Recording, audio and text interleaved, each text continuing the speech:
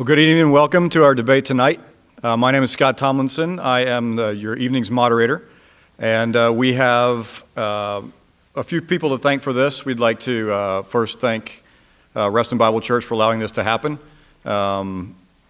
These two gentlemen, I think, will put on not only a fine show, but an intellectually stimulating debate, and we're looking forward to it with great anticipation. And I think that this might end up being one of my favorite YouTube debates for this reason. On the one hand is a former atheist who has become a Christian. On the other hand is a former Christian who has become an atheist. If this were poker, everybody knows the whole cards. So this should be a good debate because no one side can say they don't understand the other side's position. So if you would do me a favor also, of course, of silencing your mobile devices and phones at this point.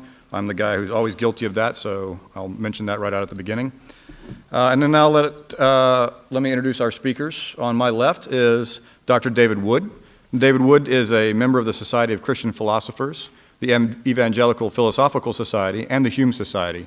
David is a former atheist, and he became a Christian, interestingly, after examining the historical evidence for tonight's very topic, the resurrection of Jesus. He is a contributor to the books Evidence for God, 50 Arguments for Faith from the Bible, History, Philosophy, and Science, Defending the Resurrection, and the book True Reason, Christian Responses to the Challenge of Atheism.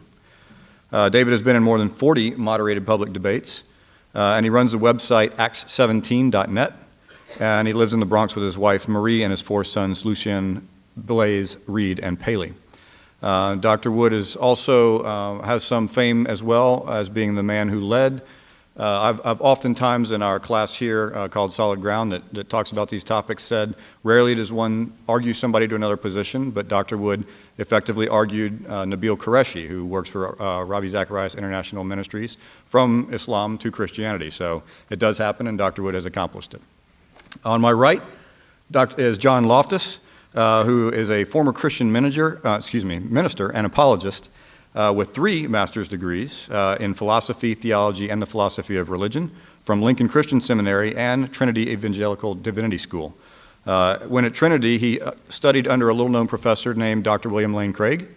And so if this man knows one of maybe the premier Christian apologists' data from the inside, this is the man you're looking for right here. And he's a friend of mine. And a friend. And I think John has defended him on multiple occasions and occasionally gets some flack for that as well. Okay. He's also studying for his PhD program at Marquette University in theology and ethics. He has authored 7 books in the last 7 years. He's a busy man. One of them, Why I Became an Atheist, A Former Preacher Rejects Christianity, The Outsider Test for Faith, The Christian Delusion, and The End of Christianity. And then my favorite, he co-wrote a book with Dr. Randall Rouser called God or Godless, where both a Christian and an atheist take 20 questions, and both of them answer those questions in that book from each respective side. So it's a good resource, and I imagine is on sale in the back too. Both gentlemen's books are on sale in the back.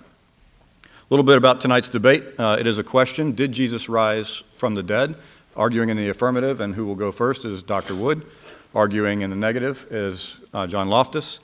There will be 2 20-minute opening statements, followed by 12-minute first rebuttals, followed by 8-minute second rebuttals, and then we're going to have a 10-minute crossfire question and answer period where each individual will have 1 minute to say what they wish or ask a question, and the other person to engage with that question, and then vice versa. So we'll have 10 minutes, basically 5 rounds of 1 minute each side, back and forth. After that, we'll have 5-minute closing statements, and then after the closing statements, we'll have the audience Q&A. The audience Q&A will be conducted from this microphone here to your right. And if you would be so kind, we'll give some more instructions at the Q&A time, but as we begin to line up for that, let's not begin to line up for that until the end of the last closing statement. I'll tell you when to start lining up for that. And then we do want to alternate a question for Dr. Wood, a question for Mr. Loftus, one after another each side. And then before that, I'll give a little bit more clarity on those. So without further ado, let me welcome to the podium Dr. Wood.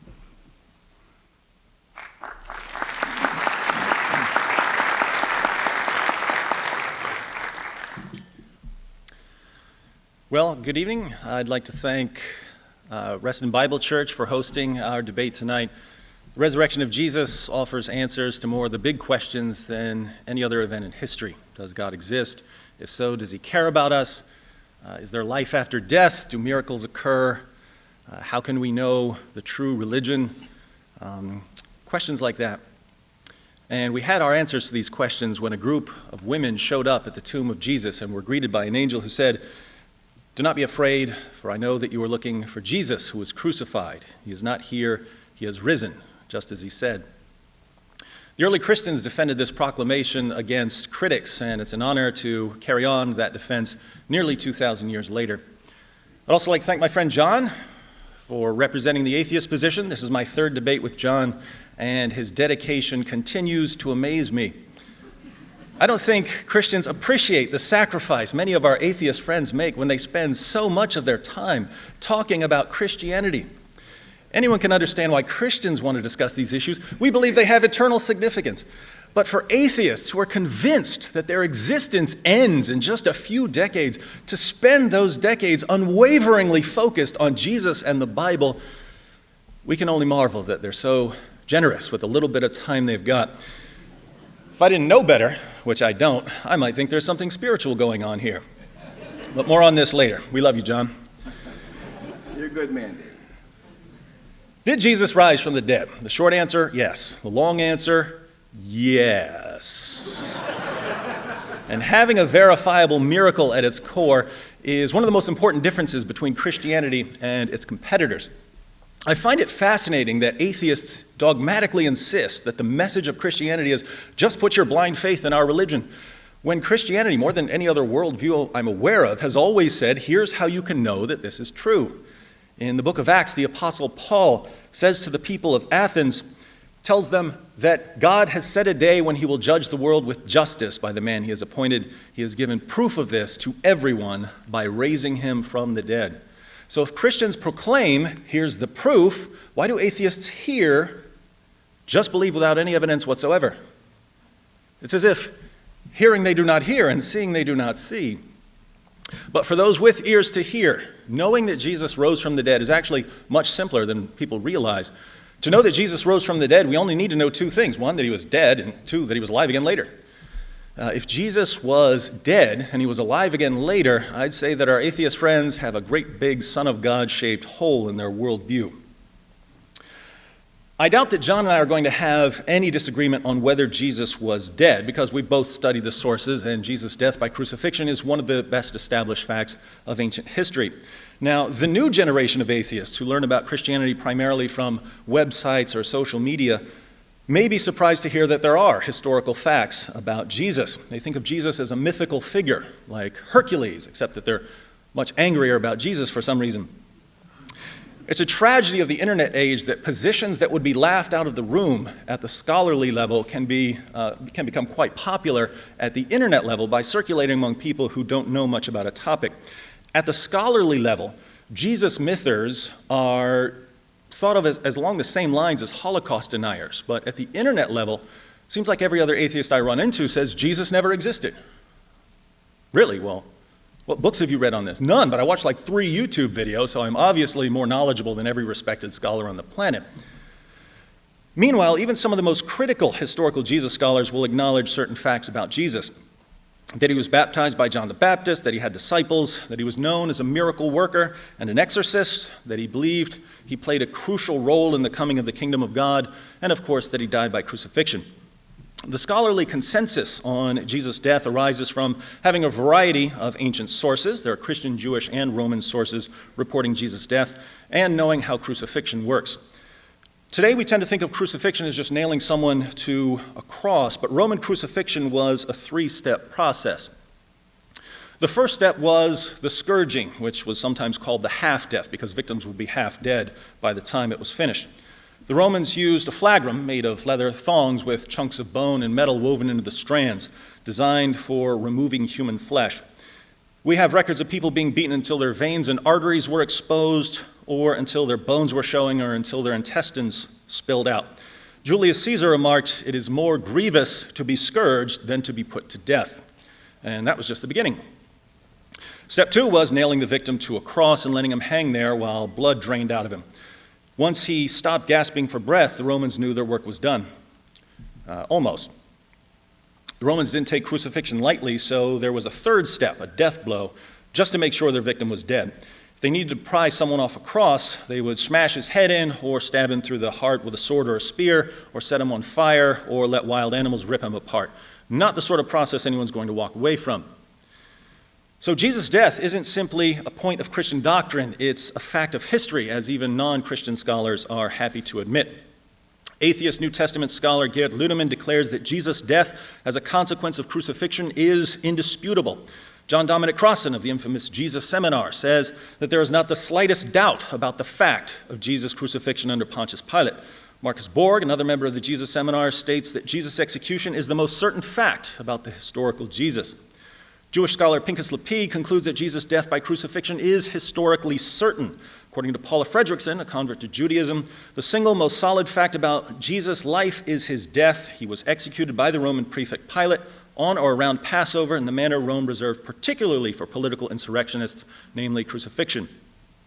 And as everyone's favorite scholarly critic of Christianity, Bart Ehrman, maintains, one of the most certain facts of history is that Jesus was crucified on orders of the Roman prefect of Judea, Pontius Pilate.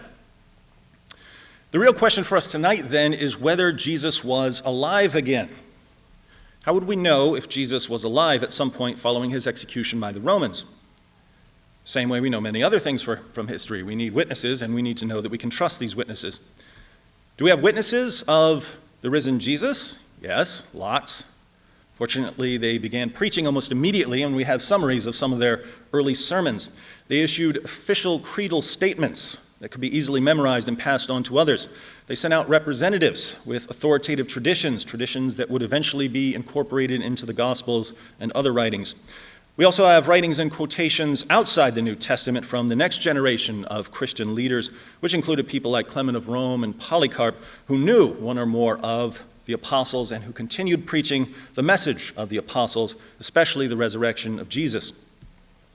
But the most interesting source on the eyewitnesses of the risen Jesus is an early Christian creed recorded in 1 Corinthians 15, 3 through 7. 1 Corinthians was written around AD 55, and Paul says in the letter that he had already delivered the creed to the church in Corinth, which would have been several years earlier.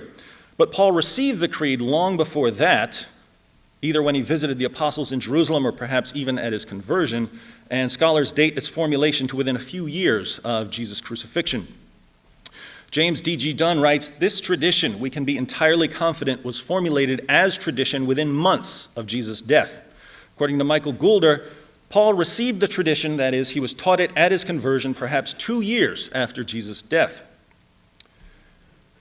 Ulrich Wilkins says that the creed indubitably goes back to the oldest phase of all in the history of primitive Christianity. Gerd Ludemann maintains that the elements in the tradition are to be dated to the first 2 years after the crucifixion of Jesus. Paul Barnett dates the creed to within 2 or 3 years of the first Easter. Richard Burridge and Graham Gould say it dates from only a few years after Jesus' death. Robert Funk in the Jesus Seminar put it within 2 or 3 years at most.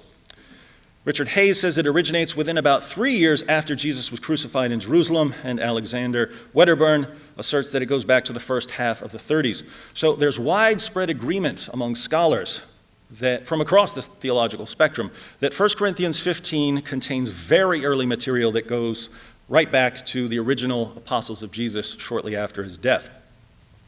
Let's read the passage. Paul writes, "For I delivered to you, the Christians of Corinth, as of first importance," this is foundational information, "what I also received." Begin creed that Paul received, that Christ died for our sins according to the Scriptures, and that he was buried, and that he was raised on the third day according to the Scriptures, and that he appeared to Cephas, that's Peter, then to the 12. After that, he appeared to more than 500 brethren at one time. Paul is writing this years later, so he adds parenthetically, "most of whom remain until now, but some have fallen asleep.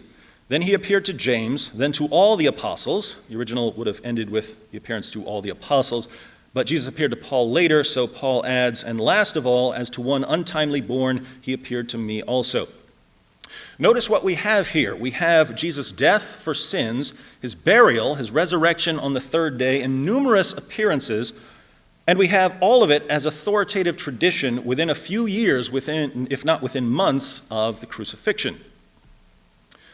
As for the appearances, there are appearances to individuals, Peter, James, the brother of Jesus, and eventually Paul, to small groups, the 12 and all the apostles, and to a large group. He appeared to more than 500.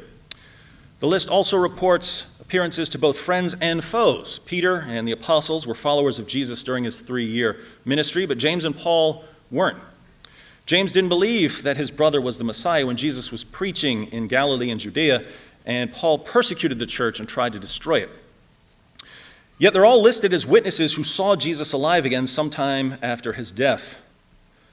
This passage eliminates 2 skeptical responses to Jesus' resurrection. The legend hypothesis and the hallucination hypothesis. At the internet level, there are still people who claim that Christian belief in Jesus' resurrection arose through a process of legendary development over a period of many decades.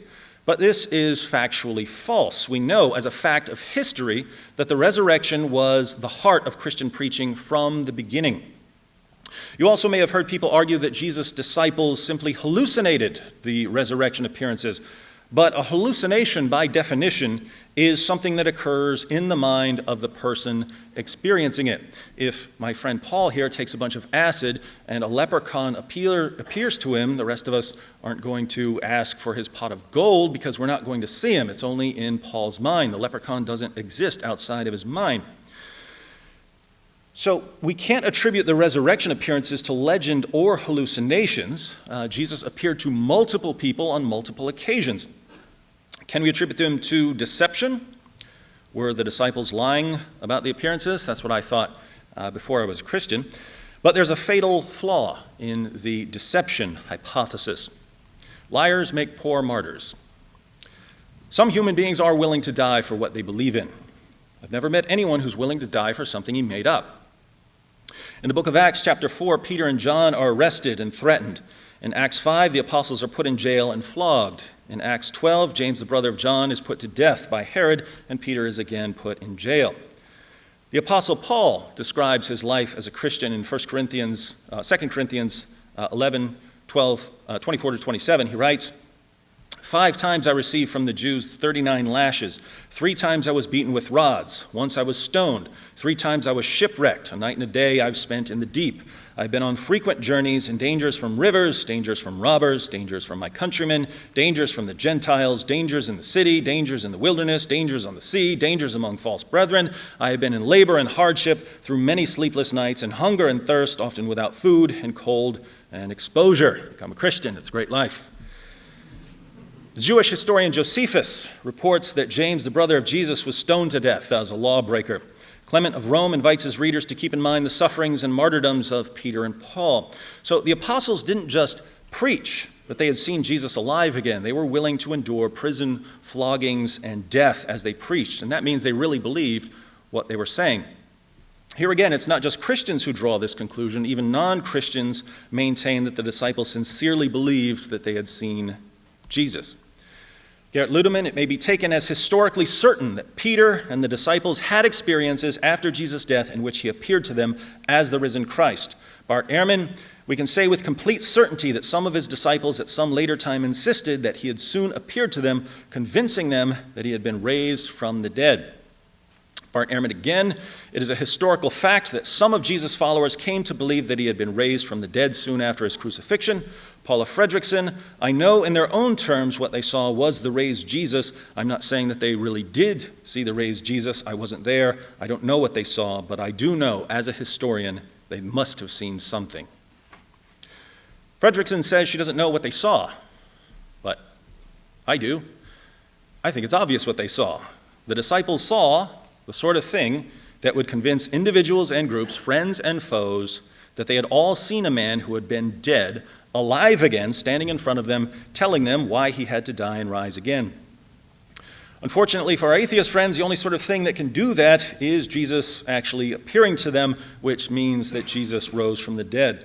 So there's only one conclusion to draw from the facts that even atheist and agnostic scholars grant as historically certain.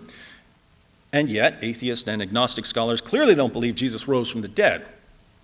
Why do they reject the resurrection when they're aware of the historical evidence? Different people will give different reasons for denying Jesus' resurrection, but if you do a little digging, two broad issues emerge most frequently. First, many people have a prior commitment to naturalism. Supernatural explanations are ruled out before the investigation begins. And if supernatural explanations are ruled out prior to investigation, Jesus' resurrection is never even a candidate for belief. So, is a commitment to naturalism a good reason to reject the resurrection? As Alvin Plantinga and others have shown, naturalism as a worldview is fundamentally incoherent because it ends up undermining the cognitive faculties required to affirm it. But a more glaring difficulty, given a discussion of miracles, is the global abundance of miracle claims. In 2006, the Pew Forum issued a report titled Spirit and Power, a 10-country survey of Pentecostals, discussing statistics on Pentecostal and charismatic Protestants in the United States, Brazil, Chile, Guatemala, Kenya, Nigeria, South Africa, India, the Philippines, and South Korea. And the researchers found that approximately 200 million Pentecostal and charismatic Protestants in just those 10 countries believe that they have personally witnessed miraculous healings. And that's not counting other kinds of Christians in those countries or Christians in other countries around the world. Consider miracle reports in China. According to Edmund Tang, all Christian churches in China practice some form of healing. In fact, according to some surveys, 90% of new believers cite healing as a reason for their conversion. This is especially true in the countryside where medical facilities are often inadequate or non-existent. After reviewing a number of miracle reports from around the world, Craig Keener concludes, it is no longer plausible to tout uniform human experience as a basis for denying miracles, as in the traditional modern argument. Hundreds of millions of claims would have to be satisfactorily explained in non-supernatural terms for this appeal to succeed. While many may be so explained, one cannot adopt the conclusion of uniformity as a premise without investigating all of them. In other words, those who exclude supernatural explanations prior to investigation do so by faith, not because the evidence demands it. Second, it's perhaps even more common to reject the resurrection because of what the resurrection implies. If we believe that Jesus rose from the dead, we might think it's a good idea to listen to what he says. But Jesus said all kinds of things about sin and judgment and salvation, and if we don't want to take his teaching seriously, or if we don't want to become Christians, or if we despise anything that has anything to do with Christianity, we kind of need to get rid of that whole rising from the dead thing. Now, this has always seemed like an odd approach to me. Decide what we want to believe ahead of time and then reject evidence that doesn't line up with what we want to believe. And atheists normally condemn this approach. Suppose an atheist comes to you with some kind of evidence, let's say evidence for common descent, that all human beings share an ancestor with all other organisms. If your response is, well, I don't like what that would mean, I don't like what common descent implies, so I'm going to reject any evidence you give me for it, the atheist will accuse you of being anti-science and anti-evidence and irrational and bigoted and every other thing you can think of. But then if you turn to that same atheist and present historical facts about the resurrection of Jesus, you'll suddenly find that heaven and hell and the Salem witch trials and gay wedding cakes and all kinds of other topics are entering into his evaluation of whether Jesus was dead and whether he was alive again afterwards. Feelings become the ultimate trump card. But if atheists want to bring their feelings about Christianity into a discussion of historical facts about Jesus, keep in mind that this cuts both ways. I have all kinds of feelings about atheism. Now, there's other evidence that's relevant to this discussion, and I'm sure that much of it will come out in the course of this debate. But we already have enough to conclude that Jesus died by crucifixion, that he was alive again later, that friends and foes were so thoroughly convinced that Jesus had appeared to them that they were willing to endure torture and death for the privilege of proclaiming the Christian message. The question for us is, what happened? That's the question I had to struggle with 19 years ago. And I realized that apart from the resurrection, I couldn't come up with any explanation that fit the facts. By that time, I already knew that naturalism was a theory in crisis, and I didn't trust my feelings enough to deny evidence based on them. In the end, I concluded that Jesus of Nazareth rose from the dead, and that if I'm going to listen to anyone tell me about God, it's him.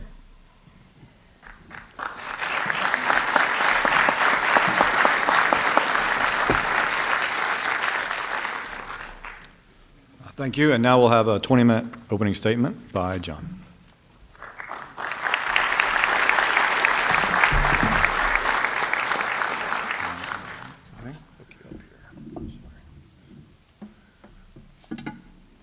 Don't start the timer yet. I'm running the timer, so you're all right. All right. David. I am literally stunned.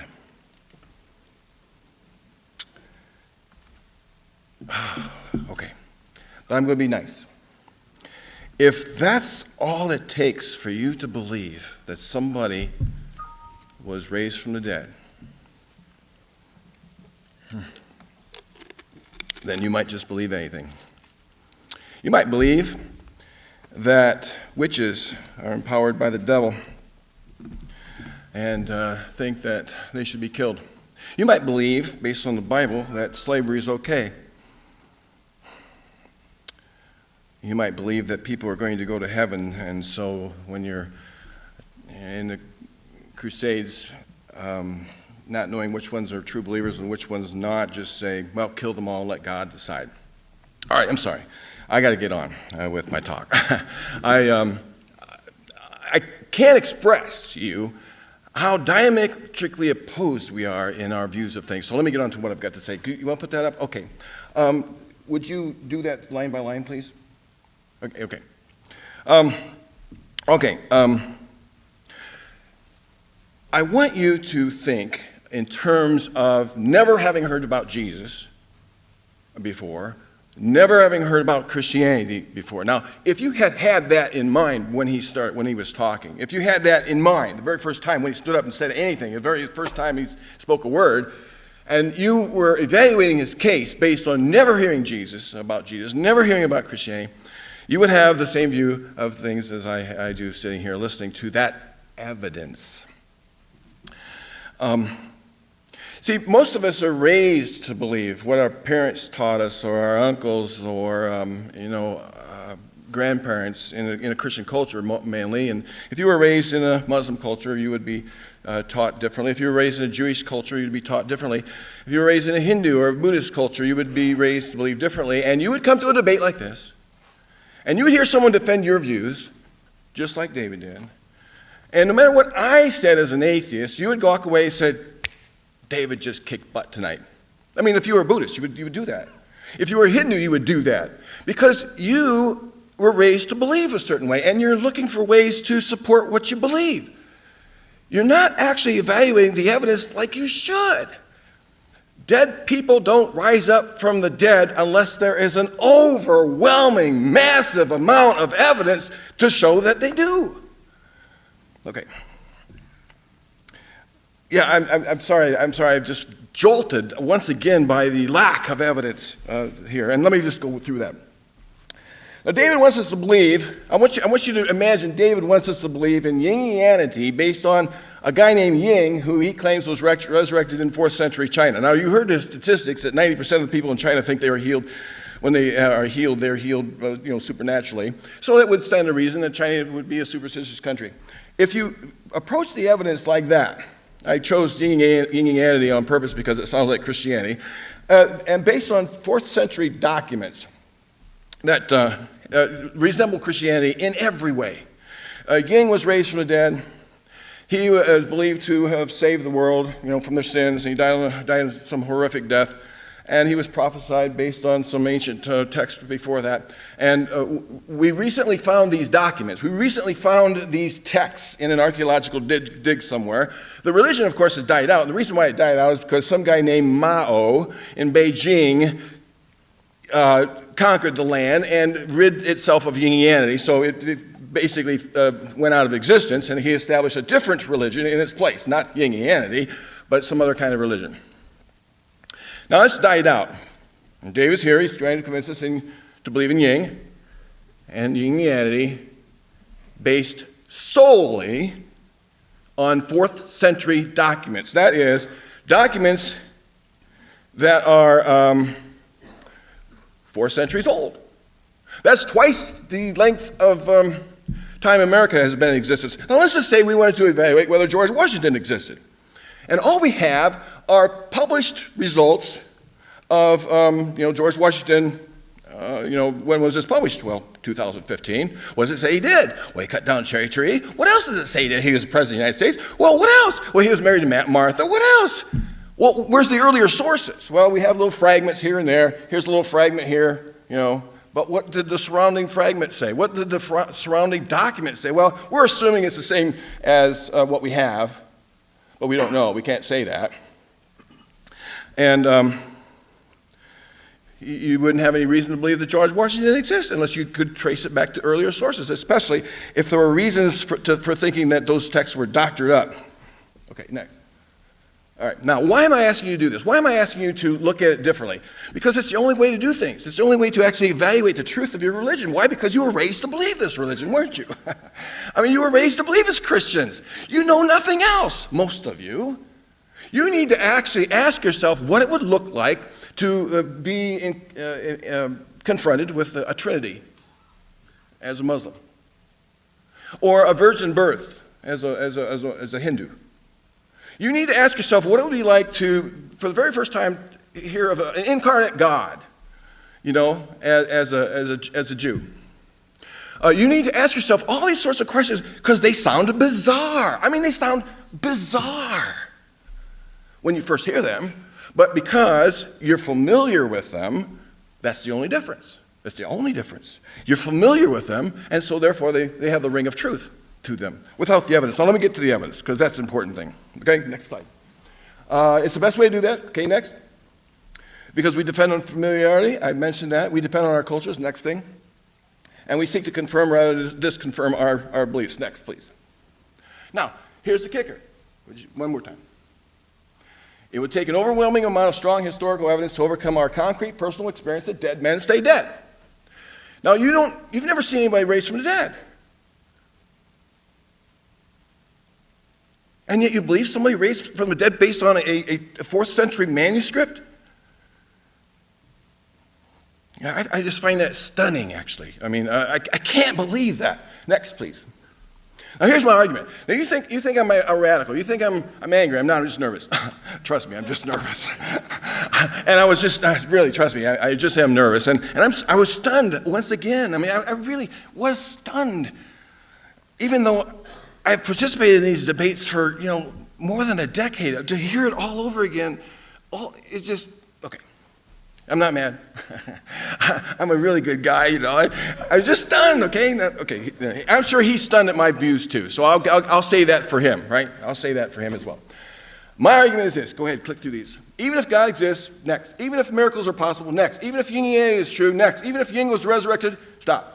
Even if there were eyewitnesses, there is no reason for us to believe that Ying was raised from the dead in China in 33 AD based on 4th century manuscripts.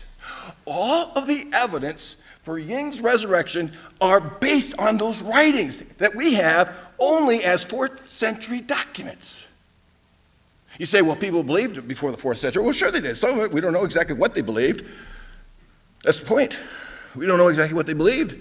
We don't know how many times those documents were messed with. We know that Josephus, and Dr. Wood would confirm this, Josephus was tampered with. We know that. We also know that the church tampered another document called the Donation of Constantine. That's where they said, it's a great way you can lie when nobody can catch you. But they documented that the Emperor Constantine gave the Vatican the land that it now sits on. And they forged the document. We know this now because of writing samples and and samples of the parchment itself. So we know the church doctored things. We know this. And there's just no reason, even if it's true, there's a lot of things that are true that we have no reason to believe. Like, there might be a criminal in this audience. There might be somebody wanted by the law. I just threw that out here. Might be a serious crime. I'm not going to say it was you. Don't worry about that. But there might be a criminal in here of a serious crime, and no one suspects you did it because the evidence isn't there. It's like that. It might have happened, but there's not enough evidence to think it did. There might be somebody might be abducted by aliens. I believe that just about as much as I believe this to be. Sure. And someone might actually have been abducted by aliens. But there's not enough evidence for us to believe even if he was. That's my point. All right. That's 10 minutes. Let's go. Now, here's the point. Where's the empirical evidence? Please, next. There is none. Next. Because the resurrection of Ying, or Jesus, supposedly happened in the ancient pre-scientific past in a lone part of the planet before investigative reporters, videos, and cell phones. I never shook his hand. I never held his body close to mine. I never got kissed on the lips by him. I never took off his sandals. I wasn't there to hear his words. No cell phone did either. There's no empirical evidence Jesus or Ying raised from the dead. Next, please. Where's the textual evidence? 4th century text. Just let that sink in. Next, please. They contain forgeries. The ending of the Gospel of Mark is one of them, and Mark's Gospel does not mention a resurrection. That's why when David was quoting Matthew earlier, the very first text he put up there, he had to quote from Matthew on the resurrection, because Mark never mentioned it. And neither is it mentioned in Q, the document some scholars think predated the Gospel of Mark. The resurrection of Jesus was not mentioned in either Q or Mark. It waited till Matthew to be mentioned. Next, please. No reliable external evidence to date these texts. You know, scholars are debating whether the Gospels were written in the 50 AD or as much as late as 140 AD. Luke Gospel has been dated to 140 AD. They can't date them because there's not enough evidence to know when they were dated. Well, that's like Ying's text in the 4th century in China, too. You can't date them, not very well. So how do you know how long they've been around to be doctored up? Please, next. And it excludes other early Gospels. There's all kinds of Gospels. Gospels of Peter, Gospel of Judas. I think there's a Gospel of Mary. Now, who chose to put these things in the Bible? Well, the church did. And why not the Gnostic church? Why didn't the Gnostic church get to decide our Bible? There was a Gnostic church. They didn't believe Jesus was a fleshly being. It's because the Catholic Church won the day. And when you win the day, you get to select the text that supports your views. It's true. And you can even doctor those texts. As Bart Ehrman, he quoted earlier, shows us, they changed vowels, they changed letters, they changed words, they changed sentences, they changed text, they inserted text. Some of the documents in your Bible, like 1st, 2nd Timothy, Titus, 2nd Peter, and 2nd Thessalonians, are forgeries. They're in there, though, because they didn't know how to determine truth from falsehood. Next, please. Where's the prophetic evidence? There is none. Now, here's going to surprise you. Here's going to surprise you, and this might be the debate. Now, there are some Jews,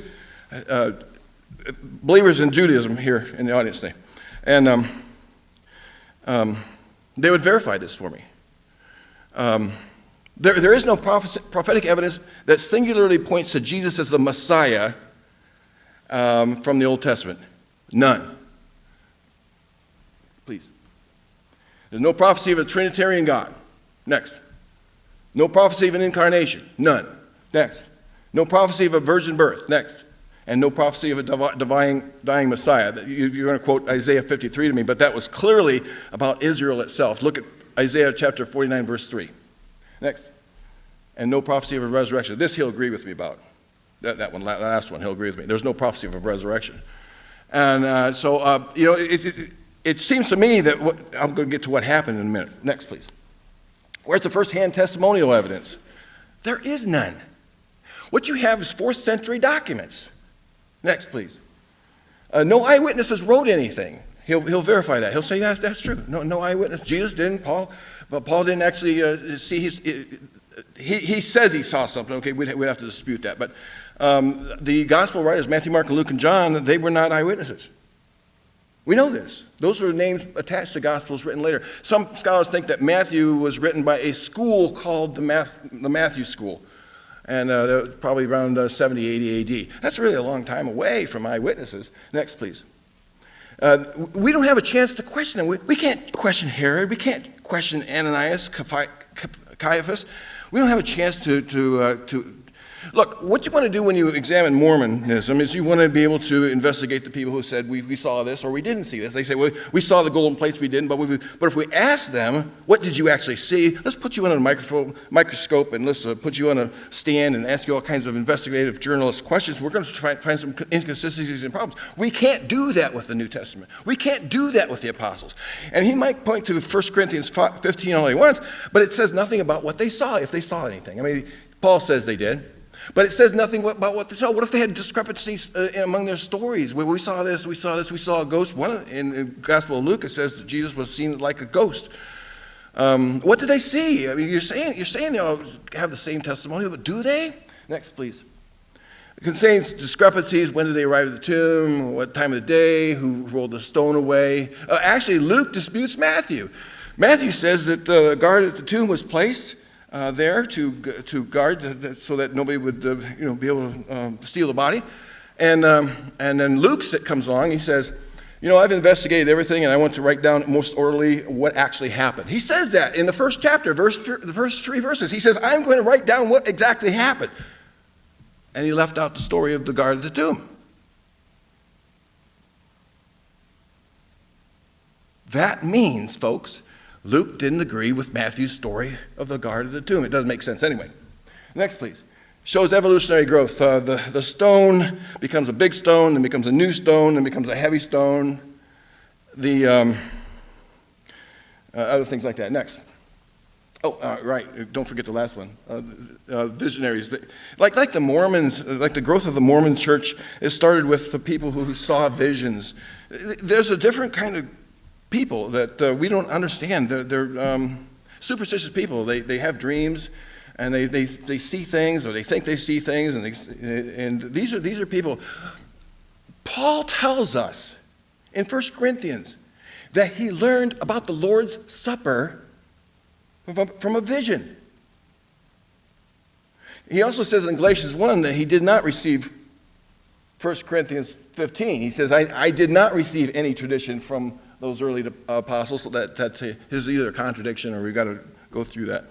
And the first 2 chapters of Revelation, the book of Revelation, the revelator, John, says he heard a vision from on high, Jesus. Jesus was talking to him, and he dictates 7 letters to the 7 churches. Now, who among us would actually believe someone who said, I heard a vision, I saw a vision, and Jesus was talking to me, and I wrote down 7 letters to 7 churches in this area, and sent them by horseback if you want. And here, you can have your letter from Jesus, because of my vision, and here you can, and you're the lukewarm church. Not you, but you over there, you're the lukewarm church. And I had this vision, you see, and Jesus said he's going to spit you out of your mouth. Here, and would you really accept that? Well, these are visionaries, folks, and these are visionaries. Visionaries have the ability to see things that didn't happen, and you're calling them good witnesses? Next, please. Where's the corroborative evidence? None. Where's the corroborative evidence that there was an earthquake, or that there was an eclipse, or that the saints came out of the tombs and roamed the streets of Jerusalem as Jesus was resurrected from the dead? No account of it at all. Oh, I'm sorry. Philo must have missed that. You see, Philo lived and worked and rode through the lands of Palestine, and he didn't record any of that. Really? The saints? David, Solomon, the prophet Elijah, Isaiah, roaming the streets, and Philo never makes a mention of it. Now, David's friend Michael Licona doesn't believe that happened.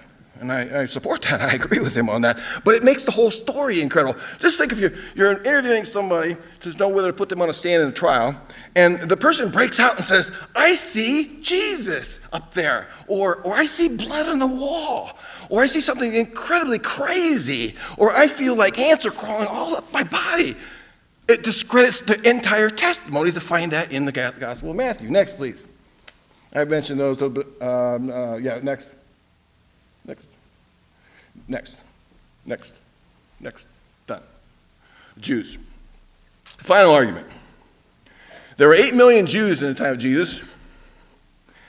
And according to Catholic biblical scholar David Sim, who looked at the evidence and the censuses that were taken of those days and eras and what were written about the numbers of Jews that were at the time, 8 million of them, 7 million living in the known world, 2.5 million living in Palestine. They were beloved of God. They believed in God. You can't call them atheists, you see. Woo! Got that off our backs. They believed in miracles. They believed in all the miracles of the Old Testament. They hoped for a Messiah. They knew their Old Testament prophecies, but they didn't believe. A lot of them. Now, you can claim they got their Old Testament prophecies wrong all you want, but then who wrote them? Who supposedly inspired them? Who predicted the events, whatever they were? That would mean that God purposely misled them.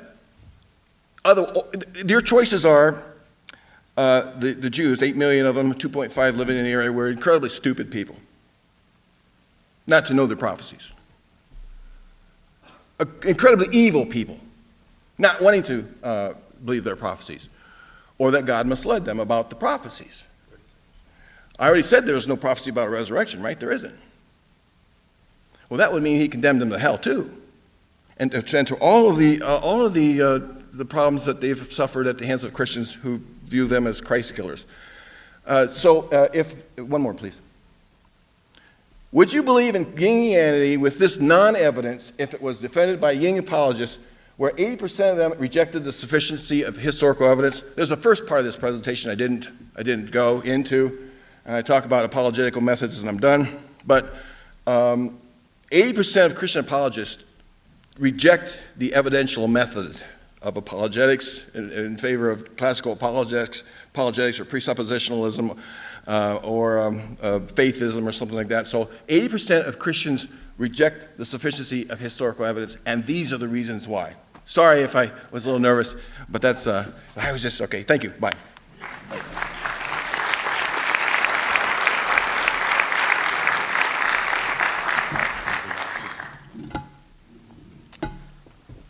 That concludes our two 20-minute opening statements. Now we will have 8-minute rebuttals from each side. 12-minute rebuttals. We will have 12-minute rebuttals from each side. Let me reset my counter, and he is exactly right. Terrific moderator tonight.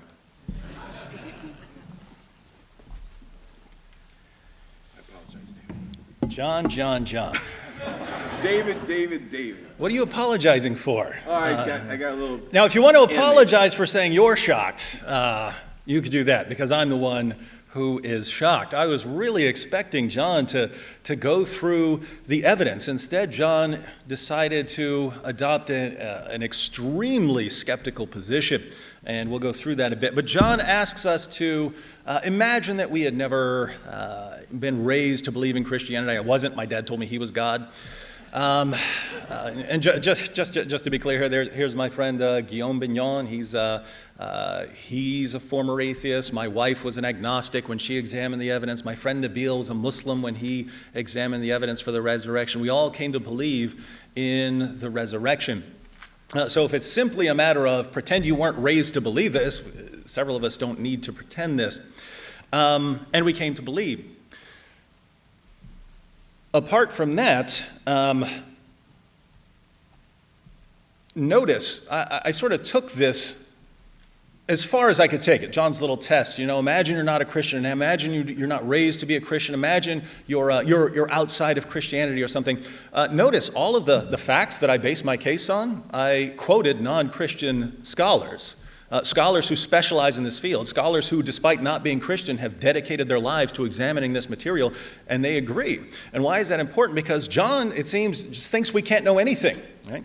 We're basing our beliefs on 4th century documents. Well, why do these people who examine the ancient manuscripts conclude that we can know facts about Jesus with absolute certainty, that we can be certain that he was historically certain, not mathematically certain, but historically certain, that Jesus died by crucifixion, or that we can be historically certain that his disciples were convinced that he appeared to them? Why do they say these things? Are they stupid? Have they not learned? Have they not heard John's message about Yingianity?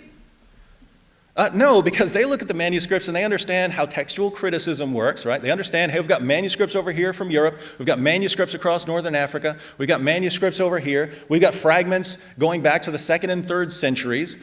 And we have records from the early church fathers who are quoting these passages. And these manuscripts spread so far and so fast that when you change them, you can spot. John says, but there are additions and they're right. How do they know? How do scholars know that something is an addition? Because if you're a scribe writing in the 6th century and you write something and you're in the Middle East, that difference doesn't show up in Europe. That difference doesn't show up in Egypt. So you can spot them. I believe it was Daniel Wallace who told me that if you piled up our manuscripts that we have, it would stretch to over a mile high. And we look at this, and it seems that, let me put it this way. If you're going to say, we can't know because we're looking at manuscripts and not the originals, according to John, we can't know what Plato taught, we can't know what Aristotle taught, we can't know what Homer said, we can't know any of these things. And just to be clear, that is so radically skeptical. We know almost nothing about ancient history. We wouldn't know anything unless you find an archaeological monument or something like this that was built right when it happened or something like that. And so this is a kind of radical skepticism. Why would John adopt this approach when it's rejected by almost everyone, Christian or non-Christian? Why would he adopt this approach? Because you have to, right? You have to if you want to avoid the resurrection. You can either state your biases or you can adopt an extremely skeptical position, because if you just go with the facts, again, even the facts that are agreed upon by very critical scholars, it kind of looks like Jesus rose from the dead. And when I say kind of, I mean it's the only thing that actually fits the facts. So, what we agree on, I'm not sure exactly what we agree on because I haven't heard John sort of explain the evidence. Keep in mind, we have evidence, right? If John is saying that every expert, every respected scholar who examines these issues is wrong, that we know about Jesus' death, if he's saying that every scholar is wrong, that we know what the Apostle Paul believed, that Paul converted, that the apostles believed, that they were convinced that he had appeared to them risen from the dead, if John is saying we don't know any of this, then keep in mind I'm going to allow him to modify his position. But if we go through the debate and it's just skepticism all the way down without ever actually accounting for any of the facts that we actually have, not sure how far we'll get tonight. Documents. Again, John says we base our Christian belief on 4th century documents. We certainly have manuscripts earlier than that. But again, if the Bible starts getting translated in the 2nd century and the 3rd century and so on, you have full-blown copies by the time you get to the 4th century. But no one in the field of textual criticism is so skeptical that they say you can't figure out what earlier manuscripts said. Even if you go with all the differences, keep in mind there are lots of differences. If you're copying something by hand, there are going to be differences. But if you talk about the differences that actually matter, the differences that can go back to the original, and the differences that are actually meaningful, it's not just a spelling difference like spelling John with one N or two N's. There's almost nothing, and even Bart Ehrman would agree there's nothing that would affect any major Christian doctrine that would cause you to believe that a major Christian doctrine like the resurrection or the deity of Christ is false. You go back in time, looking at all the manuscripts, you never find a Jesus who didn't die on the cross or who didn't rise from the dead. You just don't find that sort of thing. So if you're saying that we just don't know you're saying textual criticism doesn't work. You can have all the manuscripts. You can have 5,800 plus Greek manuscripts, and you can just never figure out anything with any degree of certainty. Wow. So this would come down to if you're that skeptical, then yes, you might as well reject Christianity. But if you're that skeptical, you might as well believe you're not even here right now and you're seeing some sort of hallucination or something. Discrepancies in the Gospels.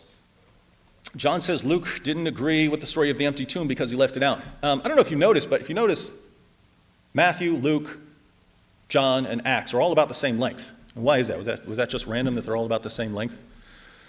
No, that's back in the day, before we had books. Right now you can make books as big as you want. But back then, you wrote on scrolls, right? And the maximum length of a scroll that you could get is about the length of Matthew, Luke, and John. For some reason, Mark wanted his a little bit shorter. And Acts. But there's a reason. You have a limited amount of text. So if you wanted to include certain stories and certain miracles, you had to leave other things out. And so it's just a very interesting method to say if one writer includes something that another writer doesn't include, it's because the other writer rejects it and believes that story is false. And that's just silly. Everyone's dealing with material that they have to sift through and say, what am I going to include? What am I not going to include? So to say Luke didn't believe there's a guard at the tomb because he doesn't list it, well, Luke has a full gospel as is. If he includes it, then you'd have to start part 2, and carrying around 2 scrolls is going to upset a lot of people. He said that the Gospels show evolutionary growth. This is another common approach among atheists, and that to say, look, here's a story, and here's a story that tells more, and here's a story that tells even more. Therefore, there's an evolutionary process. They're inventing it as they go along. I actually showed in an article in responding to Dan Barker where he advocates this about the resurrection stories. You can put the Gospels in any order you want, and then pick out the stories where one has more detail and say, you see, it's an evolution, it's a growth, right? Now, if you can put them in any order and say, you see, they're inventing the story as they go along, that means you're just picking and choosing which stories different writers added more detail to. And if you want to go that route, notice the most appearances that we have of any source happen to be our earliest source, the 1 Corinthians Creed that I quoted. This goes back to within just a couple years of the crucifixion. This is not according to me. This is according to just about every respected scholar writing on this topic. We quoted a bunch of them. They all agree. Why does John think we have no clue? We have no idea when any of this is from? Because he's being more skeptical than every respected scholar on the planet. And again, if you're going to be that skeptical, carry it through to its logical conclusion. 1 second. John, no, not that. John says not that. John says that Mark doesn't include a resurrection, and that's why I had to include. That's why I had to quote from Matthew, because there's no resurrection in the Gospel of Mark. It's thought by many, it's not agreed upon, that the original Gospel of Mark ended at verse 8. But let's look. Entering the tomb, chapter 16, verse 5, entering the tomb, they saw a young man sitting on the right, wearing a white robe, and they were amazed. And he said to them, "Do not be amazed. You were looking for Jesus the Nazarene, who has been crucified. He has risen. He is not here. Behold, here is the place where they laid him." That's verse 6. That's in the Gospel of Mark. So certainly includes a resurrection there. John complains that we exclude the other early Gospels. Well, this is hilarious. He mentions the Gospel of Judas and the Gospel of Mary. These start around the middle of the 2nd century. Right? By the way, raise your hand if you've read the Gospel of Judas. I read that thing. Sounds like it's written by aliens, doesn't it? Right? Sounds like it's written by aliens, just the terminology, and that's because it's based on Neoplatonic Greek philosophy, right? They're talking about the pleroma of this, and it's clear that 1st century people were not talking like this. And if you go through, why don't we think what John is saying? Why don't you include the 2nd, 3rd, 4th, 5th century books that are clearly not do not go back to the original disciples of Jesus? Why do you do that? Why do you prefer Gospels that are 1st century documents and that go back, either written by the apostles? I believe that John was there for the Gospel of John, that Matthew wrote Matthew, and so on, or to people working very closely to them. Why do you want to do that? I mean, think about these questions. Why do you go with the 1st century instead of the 2nd, 3rd, 4th, 5th century? I don't know, because one is actually connected to Jesus and the others aren't. I don't know. He says that the resurrection is not mentioned in Q. Well, the Q, there's no Q anywhere. There's no official Q document, but Q is a sayings document. It's the sayings of Jesus, right? It's not the history of Jesus, right? So if it's a collection of Jesus' sayings, it obviously isn't going to include the narration of his resurrection, because it's a collection of his sayings, if it's anything. John says Isaiah 53 refers to the nation of Israel. The suffering servant dies for the sins of Israel as a sacrifice for the sins of Israel, and so it would be weird if it is the nation of Israel. It says no prophecy about the resurrection. I would invite John to read Acts 2 and Acts 13, where the apostles use one. Now, John adopts the method of a modern atheist reading these texts. I'd invite him to use the method of an 1st century Jew in reading the text. Get a different outcome.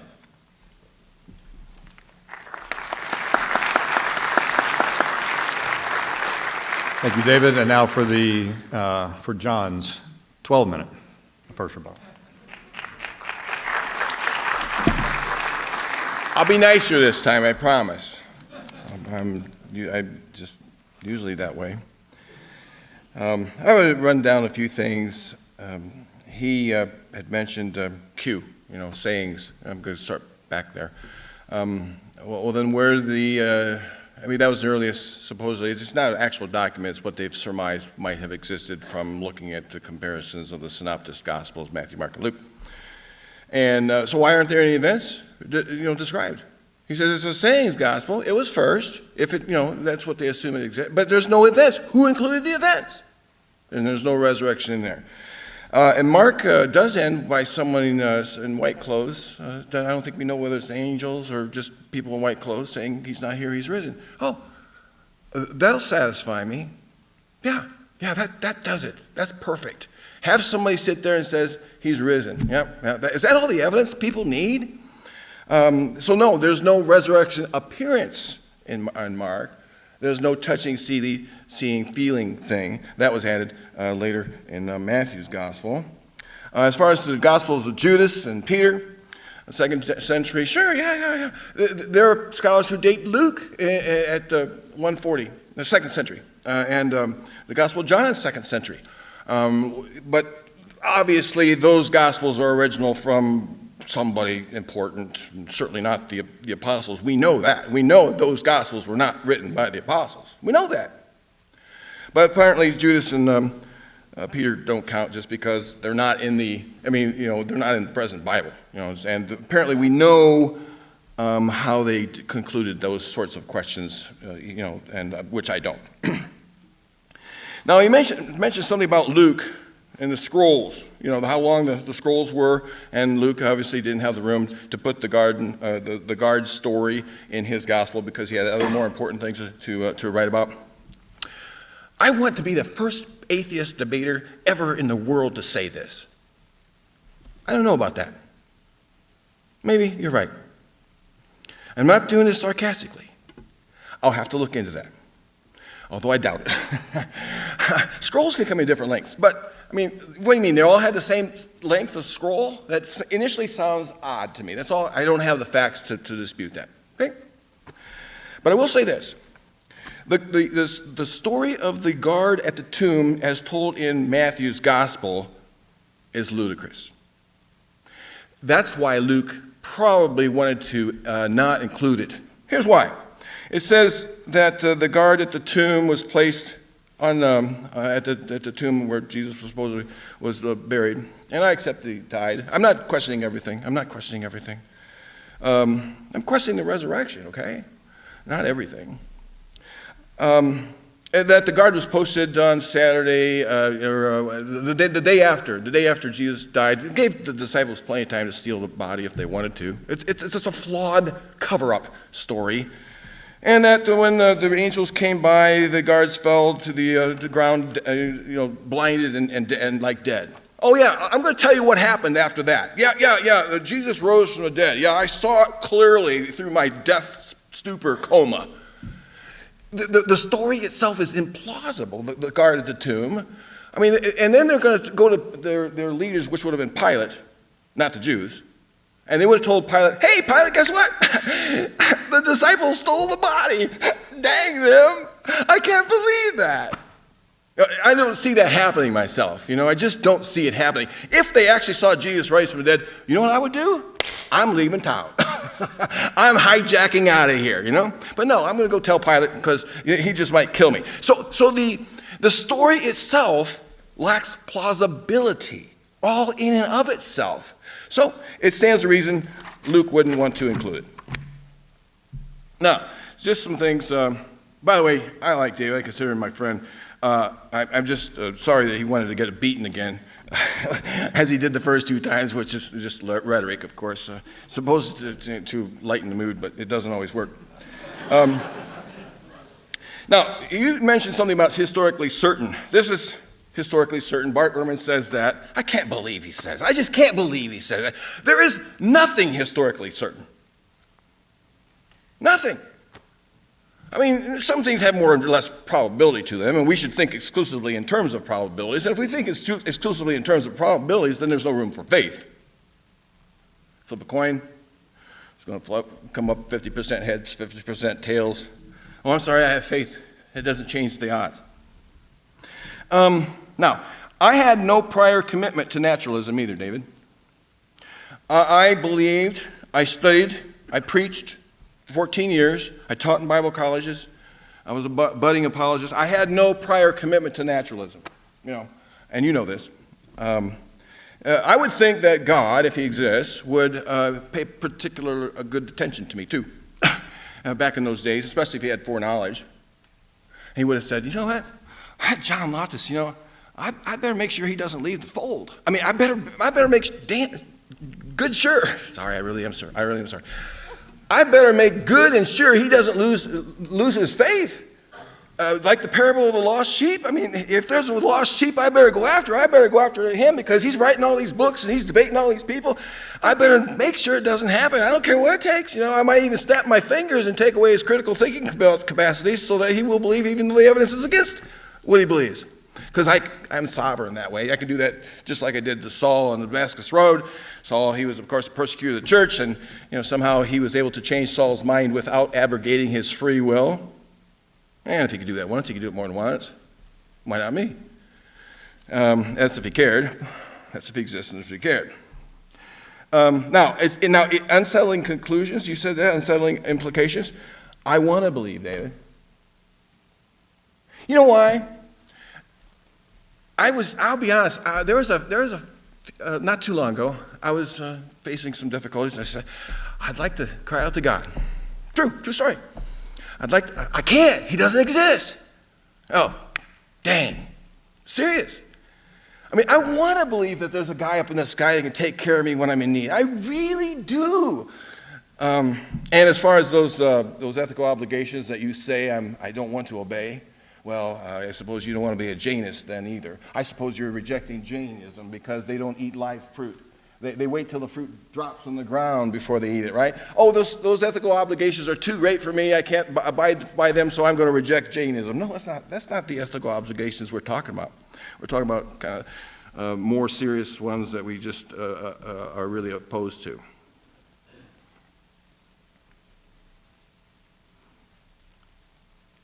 Oh, as far as Jesus mythers go and the scholarship, it's changed.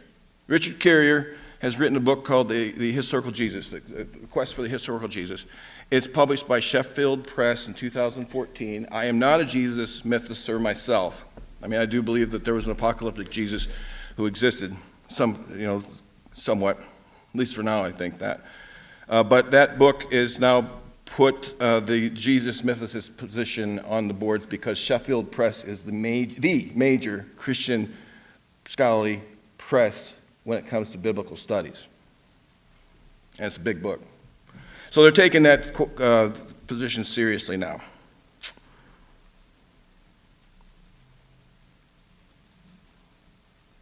Just keep in mind that all he does is quote from 4th century texts.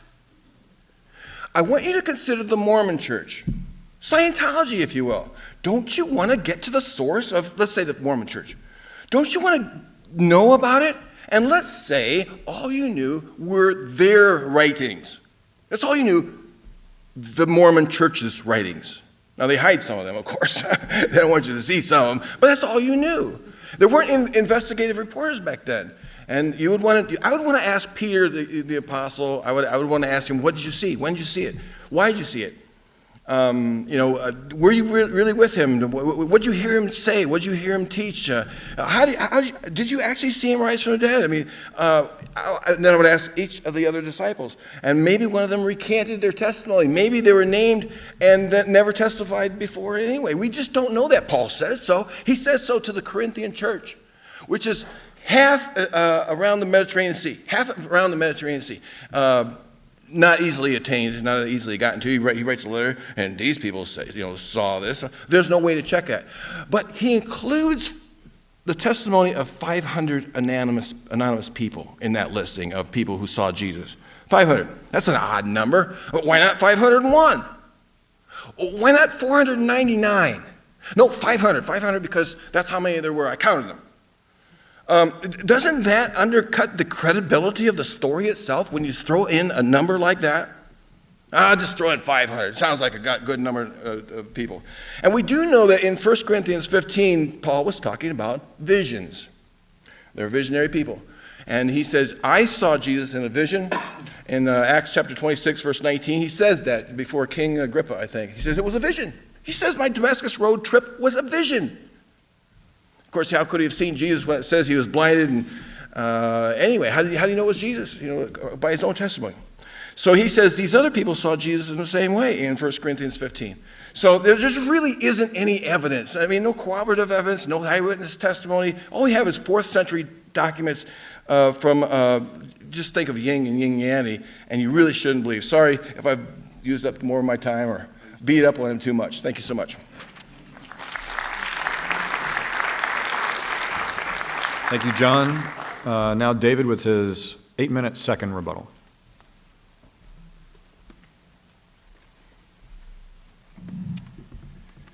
Thank you, John. But know that this is going to hurt you more than it hurts me. John says that nothing is historically certain. Well, it's pretty.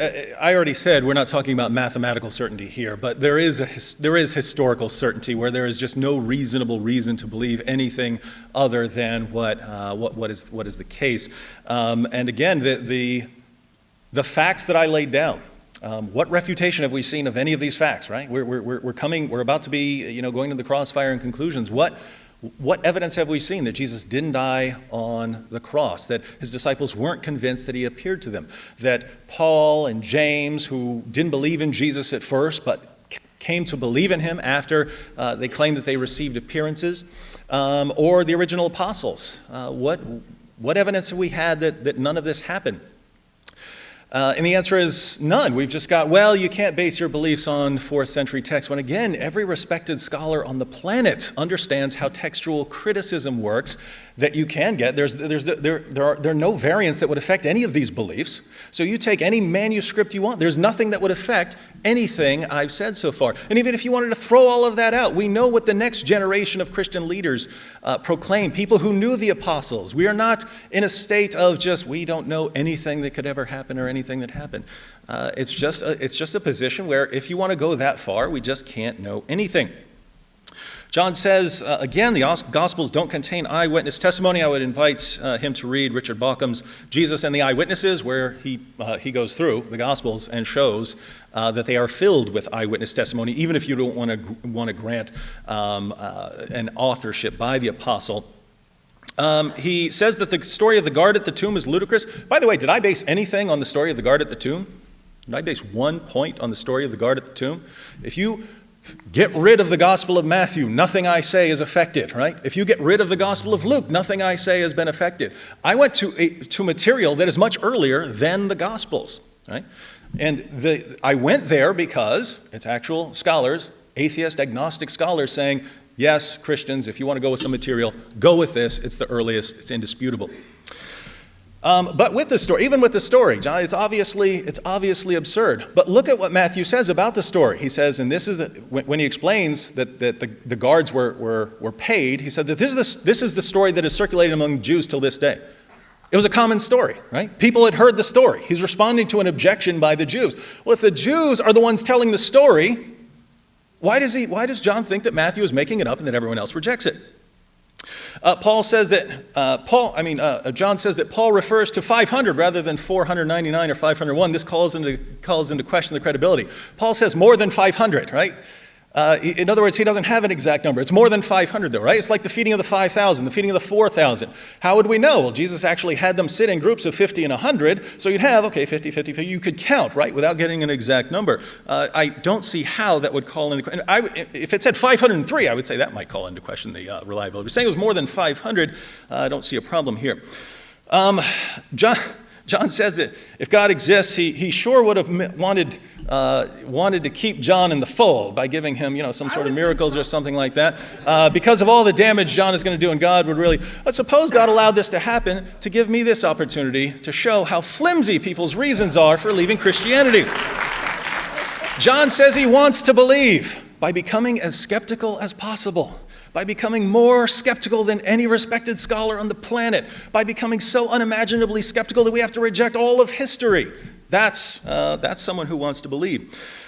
Now, John argues that Paul's experience was visionary, and he even says that Paul in Galatians 1 denies that he received any historical tradition from the apostles. That's absolute nonsense. If you look at Galatians 1, when Paul says that his gospel is not from man and he didn't receive it from man, read what he says in chapter 2. He's saying he got the gospel to the Gentiles, whereas the other apostles got the gospels to the Jews, right? So he gets some sort of revelation along the line of a gospel that he gets to preach to Gentiles, telling them they don't need to be circumcised, they don't need to follow kosher dietary laws and so on, and that he's got, and this is the message. This is what he's talking about in the gospel there, not whether Jesus died on the cross or rose from the dead. That's not in dispute.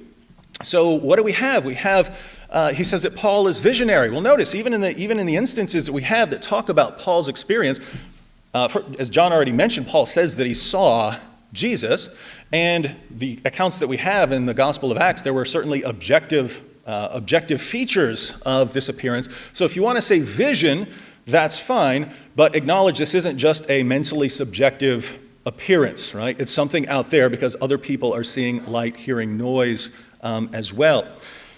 But here's the kicker. Paul believed in a physical resurrection of the dead. I don't think John rejects this. Paul believed in a physical resurrection. If Paul believes in a physical resurrection, something has to happen, right? Something has to happen to Paul because Jews did not believe in a physical resurrection until the judgment. So if Paul had just seen a vision that has no objective content outside of him mentally seeing something, if Paul sees some sort of appearance like that, he would never conclude physical bodily resurrection. He would say, Jesus appeared to me in a vision. They had no problem with visions. They loved visions. People had visions, right? When you see a vision, has anyone in here ever had a loved one die and then you had some sort of dream or vision or something like that of the dead loved one appearing to you? Anyone? Okay, we have a couple, right? Did you conclude that the coffin was empty? Would you conclude that the coffin is now empty, that the person has been raised physically from the dead? Neither would a first century Jew. A first century Jew, if you see a vision, you've seen a vision. But they all conclude, the apostles and Paul conclude, physical bodily resurrection. What could change their minds about Jesus? Guess what? A vision can't do it. John's saying, they're visionaries, they see visions. Right. If they saw visions, they would have said, wow, God is letting us know that Jesus is okay. Jesus will be resurrected on the last day just like everyone else. They don't conclude that. They conclude physical bodily resurrection. What could change their mind about their entire belief system? What could change them so that they no longer think that the resurrection only occurs at the end, but that it started in the person of Jesus? It would have to be something radical, and it would have to be the kind of stories we find in the Gospels with Jesus actually appearing to them saying, here, watch me eat a fish. So we have basic facts. Jesus died. The disciples were convinced that he appeared to them. Not just one, not just two, but a bunch, over 500. Multiple groups of people see him. Multiple individuals see him. Friends and foes see him. They're willing to go to their bloody, horrible deaths proclaiming this. We can't say they're lying. You can't say it's hallucinations because too many of them see it. You can't say it's legend because it's too early. What explanation do we have?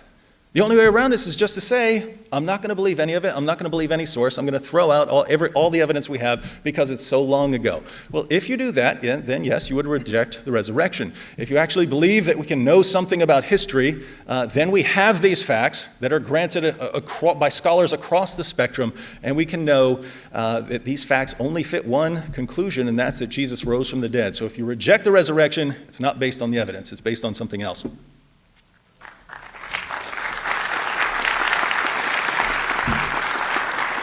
Thank you, David. And now John's second rebuttal. Can I have two rebuttals, or do I just get one? Can I have two to his one? This will be your take. I know. Let's see. Where to begin? We don't know that when Paul had his vision that he instantly concluded the tomb was empty. That was an evolutionary trajectory in the early church. Burial traditions and appearance narratives change from gospel to gospel. Mark simply says Jesus was buried in a rock-hewn tomb with a stone rolled against the entrance, whereas Matthew's later gospel says Jesus was buried in his own new tomb. See, it's growing. The story is growing. And the stone in Mark has now become a great stone in Matthew. Luke adds that it was a tomb where no one had yet been laid.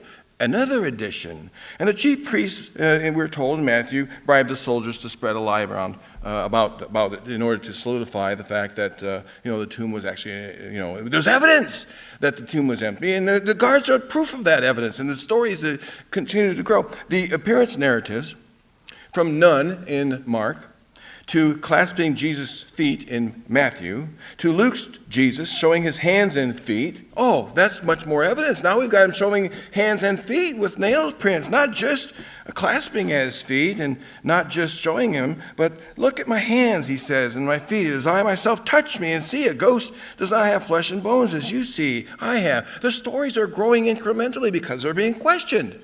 And so we got to expand on this story. The disciples are even give him a fish to eat in Luke. Not only that, but Jesus speaks about prophecy, which proves what they have just seen and heard. But there's no prophecy, and I can't trust anybody who misinterprets prophecy. I don't care if it's the book of Acts. I don't care if it's Paul. You look at the original prophecies in the Old Testament, and you try to make sense of them as prophecies of Jesus, and you cannot do it. There's not one single sentence in the Old Testament that points to Jesus as a Messiah, as a resurrected, born, incarnate God from a virgin that can be interpreted as fulfilled in Jesus. I don't care what the New Testament writers say. They're wrong when they use it that way. And the reason why they went back and started searching for prophecies of Jesus is because the Jews, rational people that they were, they questioned it, the story. And so then the Christians, they went back in the Old Testament. They had to prove that no, there's prophecy too. Just like the tomb was a great stone, and he was laid in a really nice new tomb, and people got to feel his hands. We got to produce stories that have more evidence, and so we've got to have prophecy too. And they went back in the Old Testament. They found anything they could. But the prophecies aren't there. I know you've been taught all your life otherwise. And if you want to check into that, I've got a chapter in one of my books that I think would enlighten you, if you're interested. And so in the Gospel of John, you have a different story. Now you got doubting Thomas. Oh, I won't believe until I see. The thing is, that's not evidence. It's a story. To us, it's a story. It's a 4th century manuscript of a story. That itself is not evidence. That is in the text. And so doubting Thomas says, I want to see put my hands into your side and stuff like that. And he does it, and it believes. And it says, well, blessed are those who have not seen and yet believe. How many cult groups have you seen say the same thing? Besides, for Jesus to walk around and to talk, he had to have blood running through his veins, because that's what the lungs are used because they've got blood flowing through them.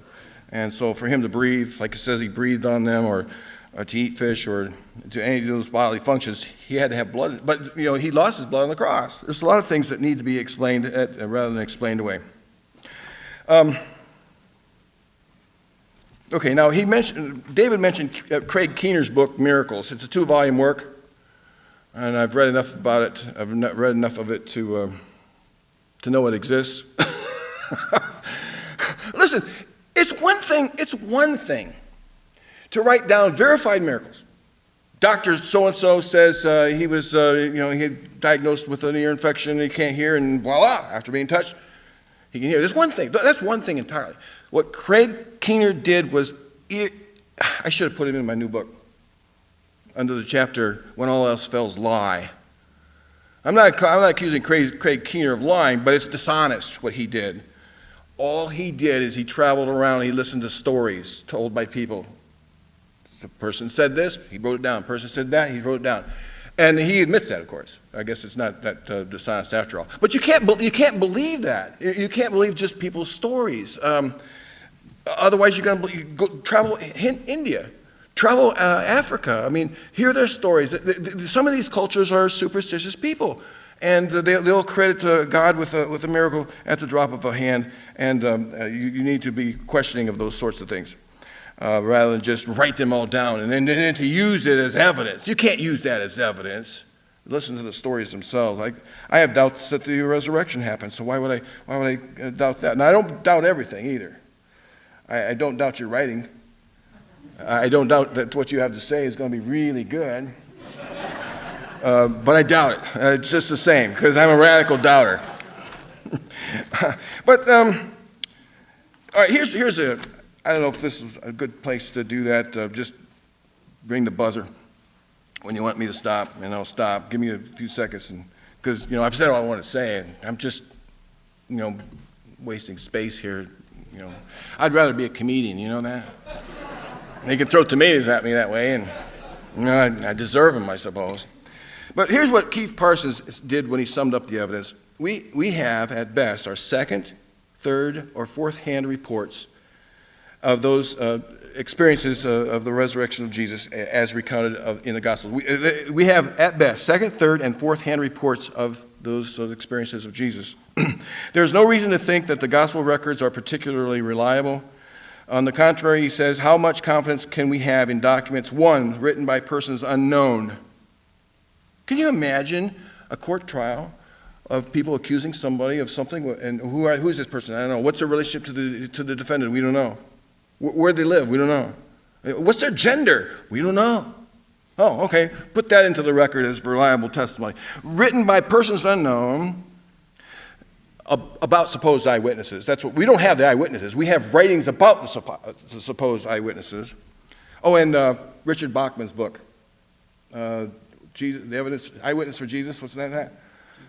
Jesus and the eyewitnesses. Yeah, Richard Bachman proves that the eyewitnesses were there. Oh, yeah, sure they did. Yeah, because they all share the same names. I mean, there's lots of Marys and lots of Pauls, lots of Jesuses and lots of Peters. So therefore, these people really must have existed. I mean, the real 12 disciples and Mary and Magdalene, because those are common names back then. So therefore, there must have been, real disciples named those people who actually did and said the things they did, something like that. But, the Gospels also record strange events, like an earthquake at the time of death of Jesus, and saints coming out of their graves, and other kinds of sorts of things that I would consider bizarre, but you may not.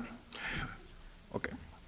2, composed 40 years or more after the events. 3, based on oral traditions. 4, containing many undeniably fictional elements. 5, each with clear theological bias and apologetic agendas. 6, contradicting many known facts. 7, inconsistent with each other. 8, with very little corroboration from non-Christian sources. 9, testifying to occurrences which in any other context would be regarded as unlikely in the stream. And he says no, and I say no.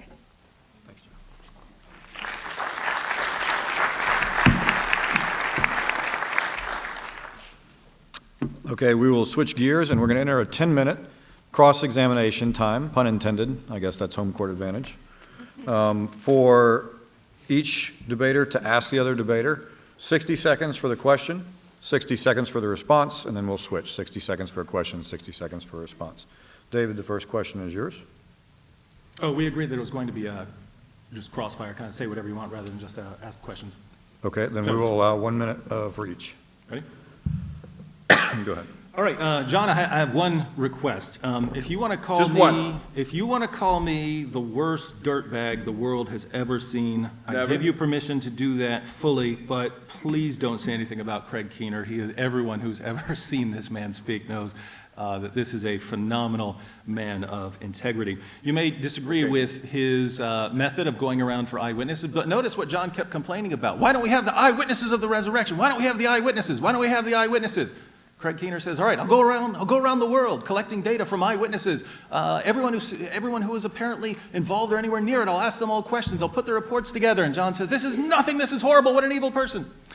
Very interesting methodology. If there's no eyewitness, you can dismiss it based on no eyewitness. If you have a ton of eyewitnesses, well, who cares what eyewitnesses say? They're just superstitious, biased people. And so basically, again, there's just no evidence that could ever convince you out of this level of skepticism. You have to be starting with naturalism to say, there are hundreds of millions of people who say they've witnessed miracles. I'm ruling them all out as idiots ahead of time. So the answer to your question is, wait, was that a question? Crossfire, say whatever you want. Oh, You can comment. I like you. Yeah, you're a good guy. No, it just seems like to me, like I said, I only touched the cover of that book and smelled it and kind of put it back on the shelf, but it's not a way for doing testimony. I mean, there are clearly superstitious people groups that, all right, let me just share you some of those stories. I got to get to this quick because I got 60 seconds, hurry up. All right, I'm not going to get it. The world of the Bible is filled with all kinds of those stories, and incredible stories of snakes that talk, where there are gods and goddesses that ruled over specific lands of the earth and met in divine councils to decide our fate. It was a world where the gods and the suns lived in the sky, and people who died went to the dark recesses of the earth, and people who went to the good place were good. It was a world where snake and donkey talk, where giants lived in the land, where people could live to be more than 900 years old, where a mother was turned into a pillar of salt, where a pillar of fire could lead people by night, where sun stopped moving across the sky or could even back up, where an axe head could float, or a star could point down a specific homeland move, where people could instantly speak Thank you, unknown John. languages. We'll switch. There are people like that. There are people and cultures like My that. time, John. My time. And the people he interviewed. Now, notice what John says. While the time of the Bible is filled with all these superstitious, let's say it correctly, there are people who believe that miraculous things occurred. Guess what? If you get outside of Europe and America, that's standard, right? That's standard. I mean, we're talking about converts in China. Depending on the study, between 50 and 90% of them who convert to Christianity because they believe they've seen a miracle. How do you just say they're all wrong? That they're all wrong, right? And how do you? Well, they're just superstitious. So anyone who says they've seen a miracle is automatically superstitious and is ruled out of court. What evidence could you ever ask for, right? If we all saw a miracle right now, right in front of us, and we all concluded that we'd seen a miracle, suddenly we're irrelevant because we believe in miracles and therefore we're superstitious. John, they're not dumb people, they're Asian. Normally you can't say stereotypes, but Asians like that one, so I'll let it slide. Thank you, David. John. I never say that ancient people were stupid, or Asians, or any other grouping of people, or gender, or sexual orientation. I don't say that at all, but I do say that there are some people who are superstitious. Not stupid, just superstitious. They just don't know any better, and a lot of us don't know any better about a lot of different things, and science came along and helped us. It's not a God, it's not a savior, but it's the best method we know for knowing the truth about the nature of things and which religion is true if there is one. But I didn't get to finish, but the handkerchiefs that could heal people, shadows that could heal people, where a pool was stirred, you jumped in it and you could get healed, where a flood could cover the whole earth, where a man could be swallowed by a great fish and live to tell about it, where a man could walk on water, calm a stormy sea, or change water into wine. It was a world populated by demons that could wreak havoc on the earth and also made people very sick. It was a world of idol worship where human and animal sacrifices pleads God. In this world we find visions, inspired dreams, prophetic utterances, miracle workers, magicians, and diviners and sorcerers, and I need a nurse right now. I'll catch you at your breath. Thank you, John. David. All right, John's not saying that all the people around the world, the hundreds of millions of people around the world who claim to have witnessed miracles are stupid. They're just superstitious. But think about the situations and think about the actual cases. Child stops breathing for hours. Christian prays over the child. Child gets up. You don't need to be superstitious to think that something has happened there, right? That something supernatural has occurred. By the way, these are the kinds of stories that the 1,100-page book on miracles is filled with. You either have to say, you can't just say they're all superstitious. You have to say a lot of people are lying here, because it's not superstitious to say kid's not breathing for a couple hours, kid's alive now after Christian praise. It doesn't take superstition to come up with that. That seems like the only possible view of it, and yet, unless, of course, you're committed to rejecting any such evidence. John. I say what would convince me to believe. It's in a chapter in my book, Why I Became an Atheist. I don't have the time to read it right now or say it, but I do state what would convince me. Things like if the pillar of salt was detected by the Sea of Galilee, or the Red Sea, and they could detect human female DNA in it resembling Lot's wife. That kind of stuff. A pillar that was built to Abraham, saying he was our forefather, et cetera, but none of that's there. Now I want to say this though about the miracles. Okay, the Catholic Church has officially recognized 67 miracles. A rough estimation of the general reliability of human testimony from Lourdes, France, comes out to be 0.000167, because millions of Catholics claim to have been healed in the same way. But the reliability of human testimony for human miracles comes out to that. Now, that was investigated by the Catholic Church, believers. I would like to investigate those miracle claims myself, but I don't get a chance to do that. So human testimony about miracles is notoriously unreliable. Craig Keener's thesis is bad. Thank you, John. Impossible. Well, I would invite you to read it. It's a lot of interesting statistics there, and let's just say the world is filled with a lot of people who convert to religions based on their own lies, and then really just love to spread lots of lies about them.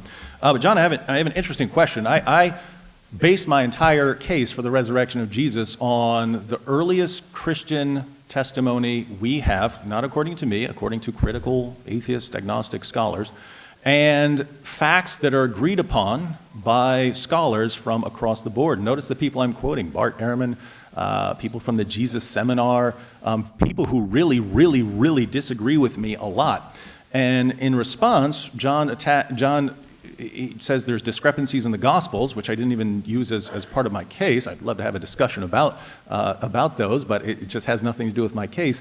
And then the only sort of scholarly response is polyamorous Richard Carrier, who specializes in ancient Roman science, not in historical Jesus studies. Keith Parsons, who's a philosopher, not a historical Jesus scholar or New Testament scholar. Thank you, and David. Some anonymous guy who dates the book of Luke to 140, which I've never heard anyone do. Thanks, David. John?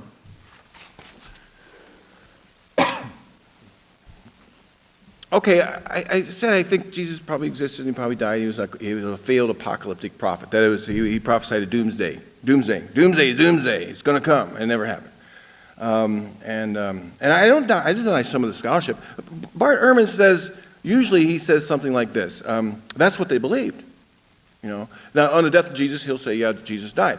But on other things, he'll say, yeah, the early church Christians believed he rose from the dead. That's not saying he believes Jesus raised from the dead, only that they believe that. That doesn't make me want to believe that Jesus rose from the dead. Think about the ending of Mark.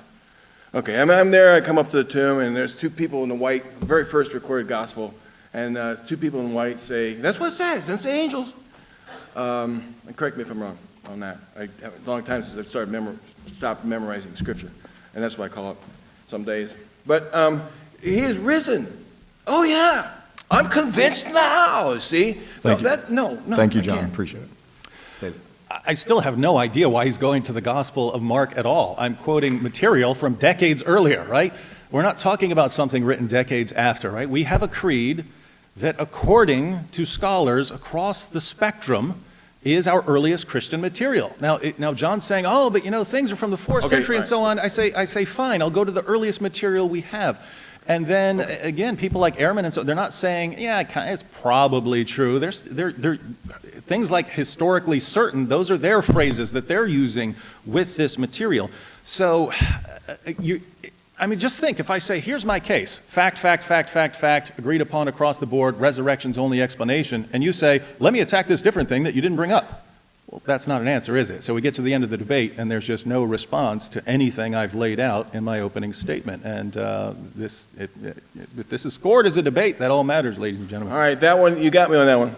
I responded to a different question than you asked. 1 Corinthians 15 recounts the stories of people who were convinced that Jesus rose from the dead. It is the earliest one. The thing is, Paul denies, we have a dispute in Galatians, because Paul says, I deny having received this from men. And you said, chapter 2, he says, well, he did, associate with these guys. But in 1 Corinthians 13, he says, he uses very strong language in the Greek that says that, no, I did not receive these doctrines. I forget how it's worded exactly. These things, I did not receive any official teaching. That's the import of that, about these things. Just like he heard the story of the Lord's Supper by revelation, then why can't he have heard the story of Jesus' resurrection by a revelation as well? What we're asking ourselves is two things. One, what did he see? What did they see? And it appears to me they saw visions. They were visionaries. So that doesn't mean I should believe that they saw anything at all. And two, did they all tell the same stories? I have no way of questioning them. Thank you, John. We appreciate it. Round of applause for a difficult section there. Thank you to our two debaters. Now we'll have 5-minute closing statements from each side. David will go first.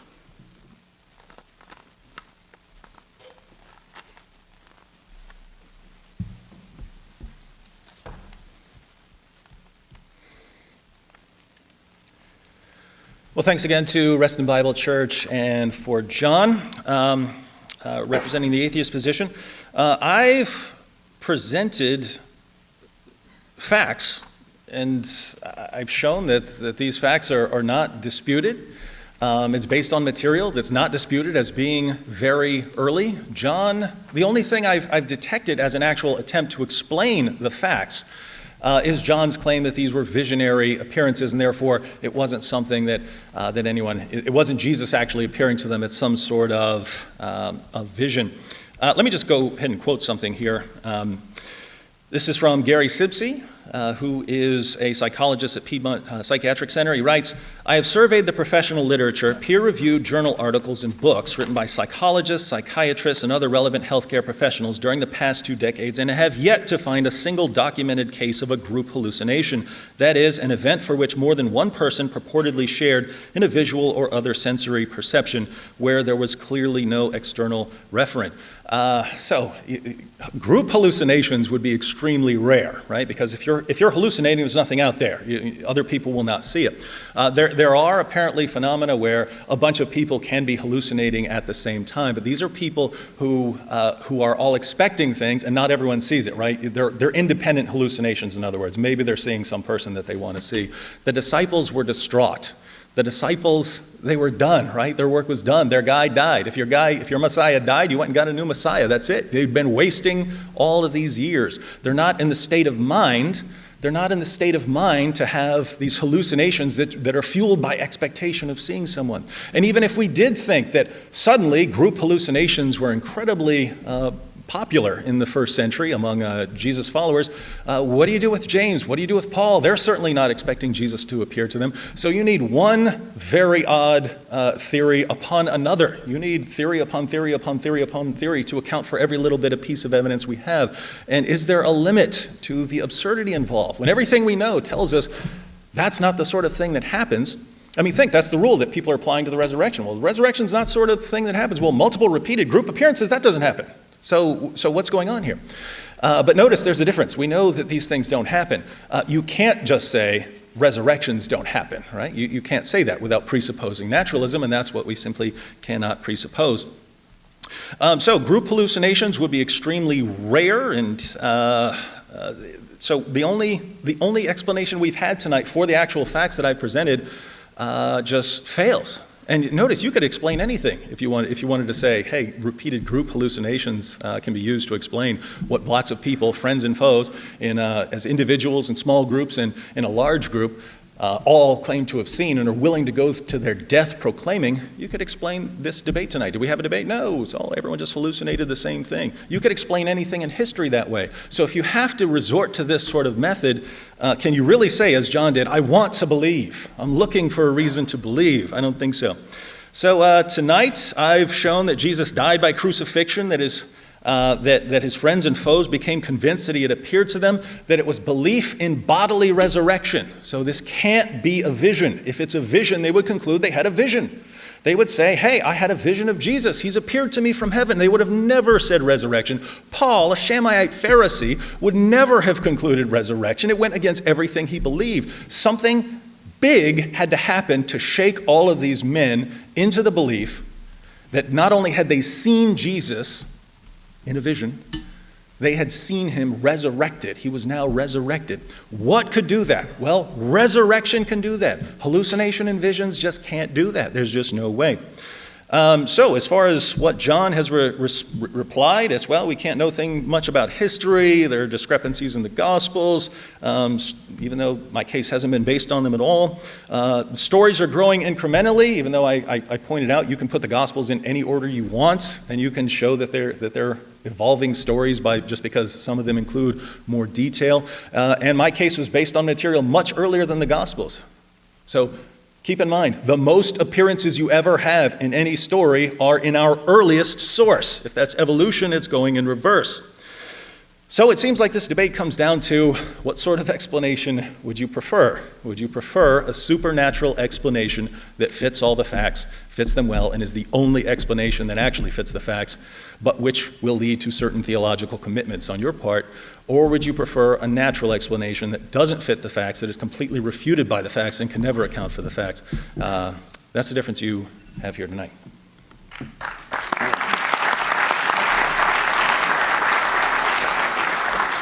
And now John's 5-minute closing statement. Yeah, you can. What do you do when you picture somebody having a vision? Do they picture these people naked? Do they picture these people floating through the sky? They have visions of people fully clothed, bodily visions.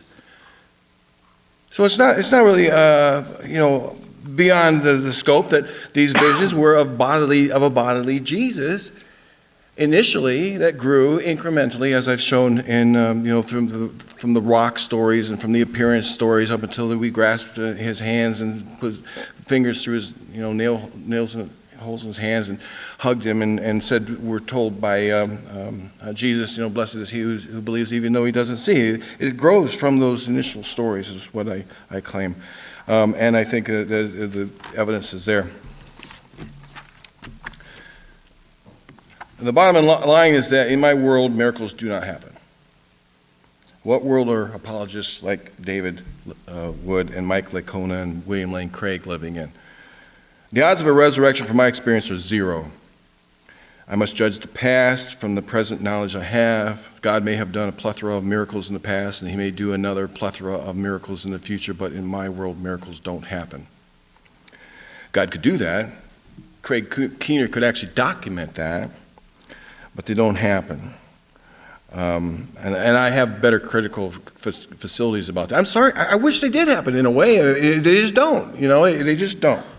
If they did, then, let's have one. Let's have one. And the standard one is take somebody whose leg has been amputated and have it grow back in front of us. But God does things mysteriously. He does things different. He does things under a cloud of mystery, and only the believers can actually see that sort of stuff. And that'd be testing him too much. We don't want to do that. So I can't really reasonably do otherwise. So let me just read you from Bart Ehrman, since he's been bandied about a little bit today, and says, all historians can do is show what probably happened. That's the problem with miracles. Miracles, by our very definition of the term, are virtually impossible events. So, miracles, by their very nature, are always the least probable explanations for what happened. Suppose that Jesus was buried by Joseph of Arimathea, and then a couple of Jesus' followers, not among the 12, decided that night to move the body somewhere more appropriate. And they encountered a couple of Roman legionnaires who catch these followers with this dead body, and in the process they end up killing them because they suspect foul play. And so now the soldiers they have 3 bodies in their hand. They don't know which one was being carried, and so they decide to just get rid of them. Take a cart and cart these 3 corpses off to the valley of the grave yard and dump them. And then within 3 or 4 minutes, the bodies had deteriorated beyond recognition. Jesus' original tomb is empty, and no one seems to know why. Now, is this scenario likely, Bart Ehrman says? No, it's not likely at all. Am I proposing that this is what happened? No, he says, absolutely not. I'm not proposing that this is what happened. Is it more probable that something like this may have happened than that a miracle happened and Jesus left the tomb to ascend into heaven? Absolutely, he says. From a purely historical point of view, a highly unlikely, improbable event is far more probable than a virtually impossible one. And with that, I end. Thank you so much.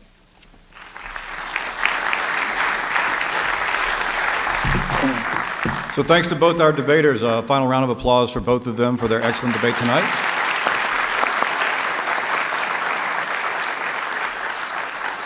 We're going to enter a 15-minute audience question and answer session. We're probably only going to have time for, I would imagine, 4 questions totals, and we need to alternate between the 2. Whoever asks the question of whomever the question is asked, they will have 2 minutes to respond. The other person will have 1 minute to comment, and then we'll go the question to the next person. The microphone's here, so if you want to start lining up there, and if there are many of you, maybe you can get together and decide what the best question would be to pose. Whilst that's happening, I would like to not only thank our debaters, but thank Reston Bible Church. Also thank Nat Sears and Will Gaines for sponsoring this debate. Will Gaines and his class Faith and Reason meet here at Reston Bible. And if you are interested in these kinds of questions, we have a class here at 9 o'clock on Sunday mornings called Solid Ground. In it, we have Christians, atheists, agnostics, skeptics. Dennis, who I think, there's Dennis right here, is one of our favorite atheists in the class, if you're allowed to rank order them by order of priority. And I'm sure he would like some extra company as well. But we would encourage you to come. It's in the room upstairs, 250, at 9 o'clock on Sundays. And we'd love to have you there and love to hear your perspective. Now we'll go to the question and answer time. The first question, for whom is your first question? I think I'll go to David. Okay, first question is for David. You'll have 2 minutes, and then John, you'll have 1 minute to comment on that one. Just, this was something that I'm sorry I blurted it out earlier, but I still want to hear your answer. You were saying how you respect textual criticism and so forth, and that nothing that you've said would be affected by the textual criticism. However, in an earlier part, and I recognize you were speaking mainly about 1 Corinthians, not about Mark, but in the part where you did actually respond to something in Mark about there being no resurrection appearances in Mark, you quoted from the part which is disputed, which most scholars would say is not part of the original Gospel of Mark. And then the other thing is you say that the 1 Corinthians 15 is dated from only a couple of years after the crucifixion. But it would be hard for Paul to have had his full Mediterranean ministry and then write the epistle with only a few years. And can you ask us your question, please? So I have two things. One, explain what the evidence is that that quote is early rather than something that's relatively recent at the time of Paul's writing. And two, explain why you choose to discard textual criticism for the ending of Mark, but still hold on to it for other things. Thank you. As far as Mark, I didn't. No, I didn't. Textual critics in the Gospel of Mark, chapter 16, verse 8, I quoted, I think, verse 6, so I didn't quote anything from after verse... Okay, I'm sorry, I missed... From after verse 8. No, that's fine. That's fine. This happens. As far as 1 Corinthians 15, it's actually a much longer discussion, but Paul uses the language of giving and receiving oral tradition. Paul, as a Pharisee, is obsessed with tradition, right? That's what the Pharisees were famous. You had the tradition of the rabbis, and you pass it down, and whoever is most zealous for affirming and quoting these traditions is sort of the awesomest Pharisee, and that's why Paul in Galatians says that he was advancing beyond many of his countrymen, being more extremely zealous for my ancestral traditions. But when Paul becomes a Christian, he doesn't change his love of tradition. He just he changes the source, right? It's no longer being passed down by the rabbis; it goes to the apostles, and that's why even in Galatians, which John says rules out the Apostle Paul getting anything from anyone else, what does he do with his gospel? He says he goes to the apostles in Jerusalem, talks to them in private to make sure that after 17 years of preaching, he hasn't been running in vain. So Paul, after 17 years of preaching, is willing to go in there and say, am I right about this? Because if you guys say I'm wrong, I'm in trouble. So that's Paul's respect for tradition. And in 1 Corinthians 15, he uses the language of giving and receiving and giving, oral tradition. So what I received, I passed on to you. And by the way, any teacher who's ever graded papers, and you can spot, when someone is plagiarizing Wikipedia. I have this students, and all of a sudden, hey, this doesn't sound like you writing anymore. Anyone who's experienced that, and then I just Google the part that sounds different, I found out it comes from Wikipedia, and then someone gets called to the office. But you can. This is not Pauline. The language is not Paul's. Paul does not speak this way. Thank you, David. Oh, sorry. John. Talk afterwards. Go more detail. The thought just occurred to me. I like having new thoughts. I throw them out. Sometimes they're good, sometimes they're not. And here's a thought. Not that the disciples stole the body or that he swooned on the cross. You deal with that effectively, I think. But what if Paul lied?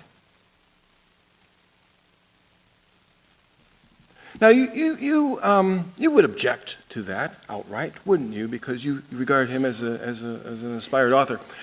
But what if he just lied? It never occurred to me just till now. I'm sure I'm off the wall. We don't know Paul. We're reading documents, ancient documents, and Paul says, you know what? I came and checked my story out with the early disciples or what have you. First of all, he says, I never received this from man. And then he preached it for 17 years. And he says, hey, and I went to Jerusalem, and they confirmed I was preaching the right stuff. Really? Thank you, John. We appreciate it. Thank you. It's more believable than a resurrection. Question for John. All right. Yeah, and I'd like to thank both of you for speaking with us tonight. I was a history major in college and a philosophy minor, so your perspectives were very interesting.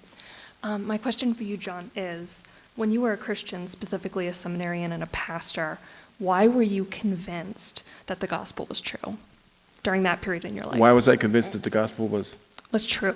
Why was I convinced that the gospel was true? Because I read C.S. Lewis. I read Josh McDowell. I read Francis Schaeffer. And the Bible, because the Bible wasn't good enough. You had to read more than that, I was convinced because of a really dramatic experience. Experiences like a Damascus Road type of thing. And I was raised to be a believer, and then I fell away, 17-year-old, 18-year-old, 19-year-old, ask him about his falling away. Whew, he's got the story to tell you, I'll tell you that.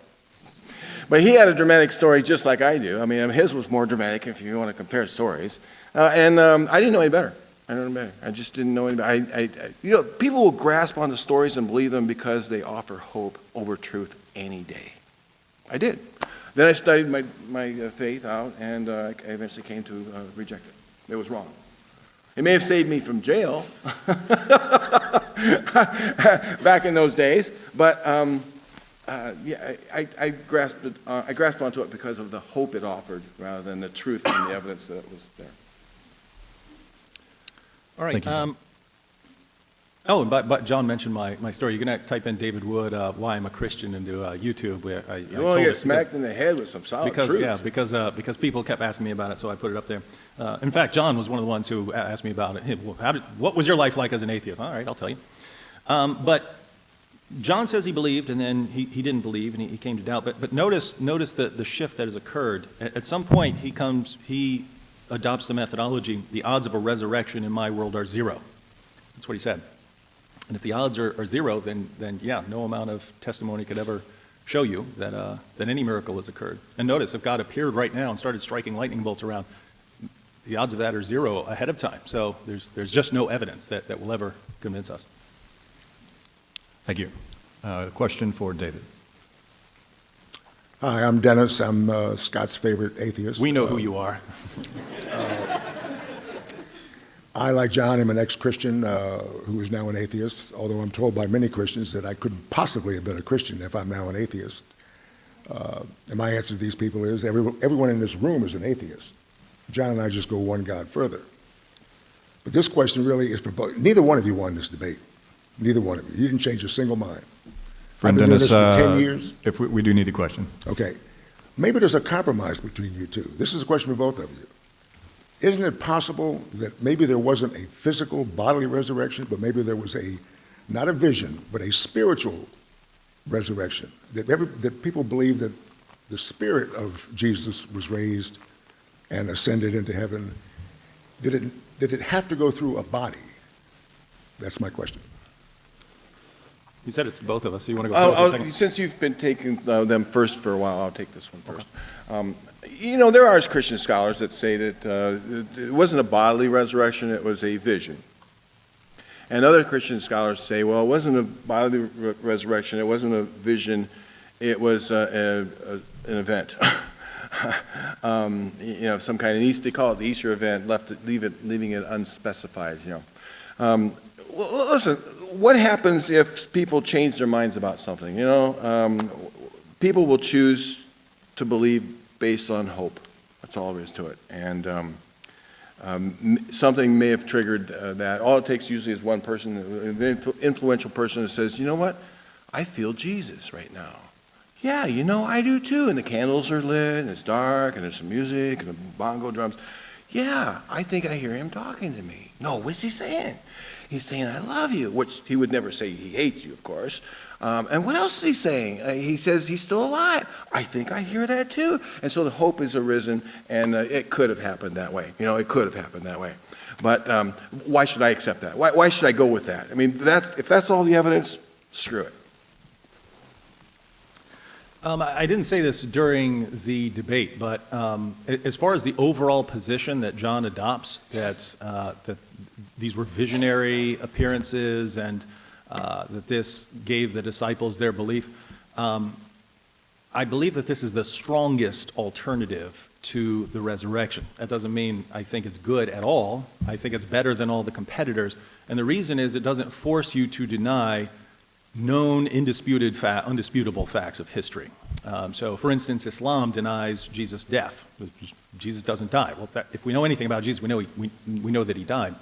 Other theories might deny that there were appearances. So if you say that it developed through legend or something like that, there were no appearances of the apostles. This just was some story that someone invented later on. So as far as the vision hypothesis, you can acknowledge that Jesus died, and you can acknowledge that the disciples were completely convinced that Jesus had appeared to them. So you can acknowledge those main facts, but then you can just say, well, it happened by vision. Now the problem is there's another fact involved.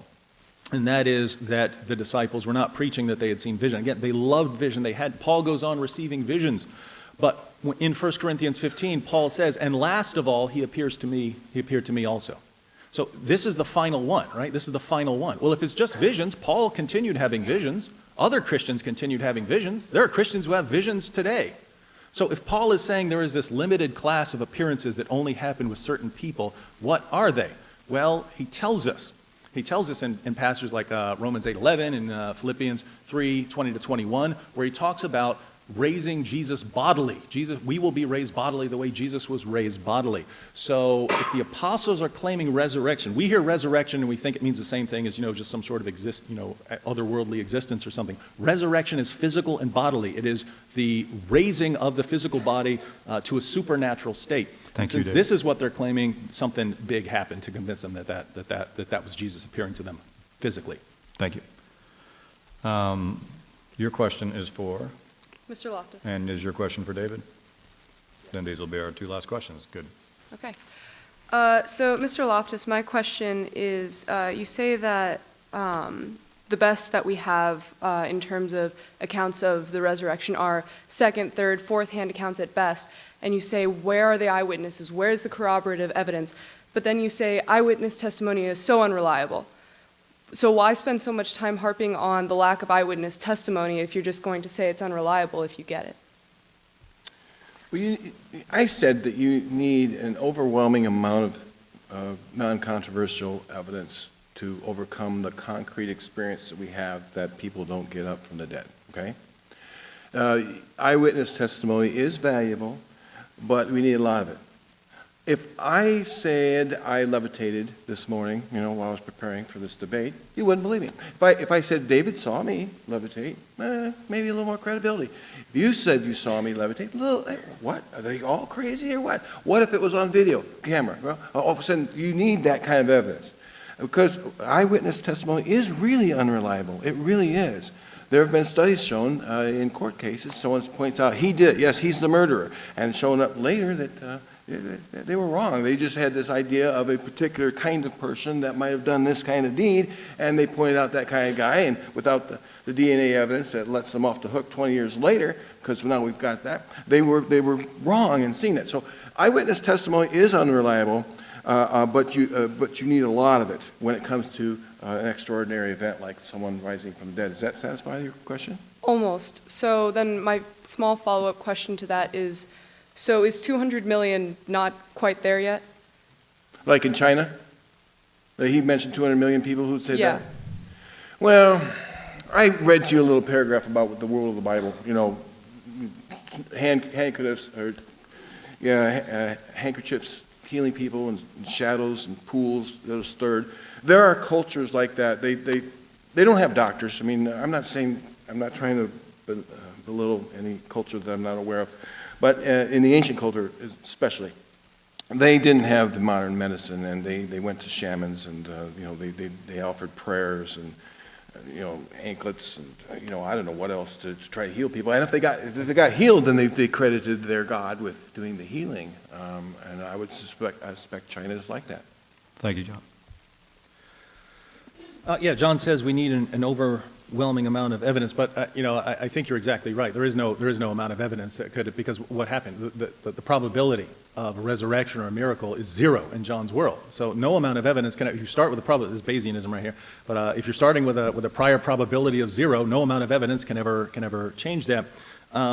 He says, eyewitness testimony is valuable, but we need a lot of it. And you're exactly right. Hundreds of millions of cases is not enough. If we're dealing with the apostles, I mean, think about that. Eyewitness testimony, he pointed out, court appearances. Yes, eyewitnesses can get a lot wrong in little details. But in things like, hey, there are over 500 of us, we're all seeing this guy alive after his death, that's not some little detail where, you saw a blue car and I saw a green car, right? That, like in a court appearance. So if we're talking about the evidence here, this is a lot of evidence, and you have to raise your bar of skepticism almost to the roof if you want to deny this sort of thing.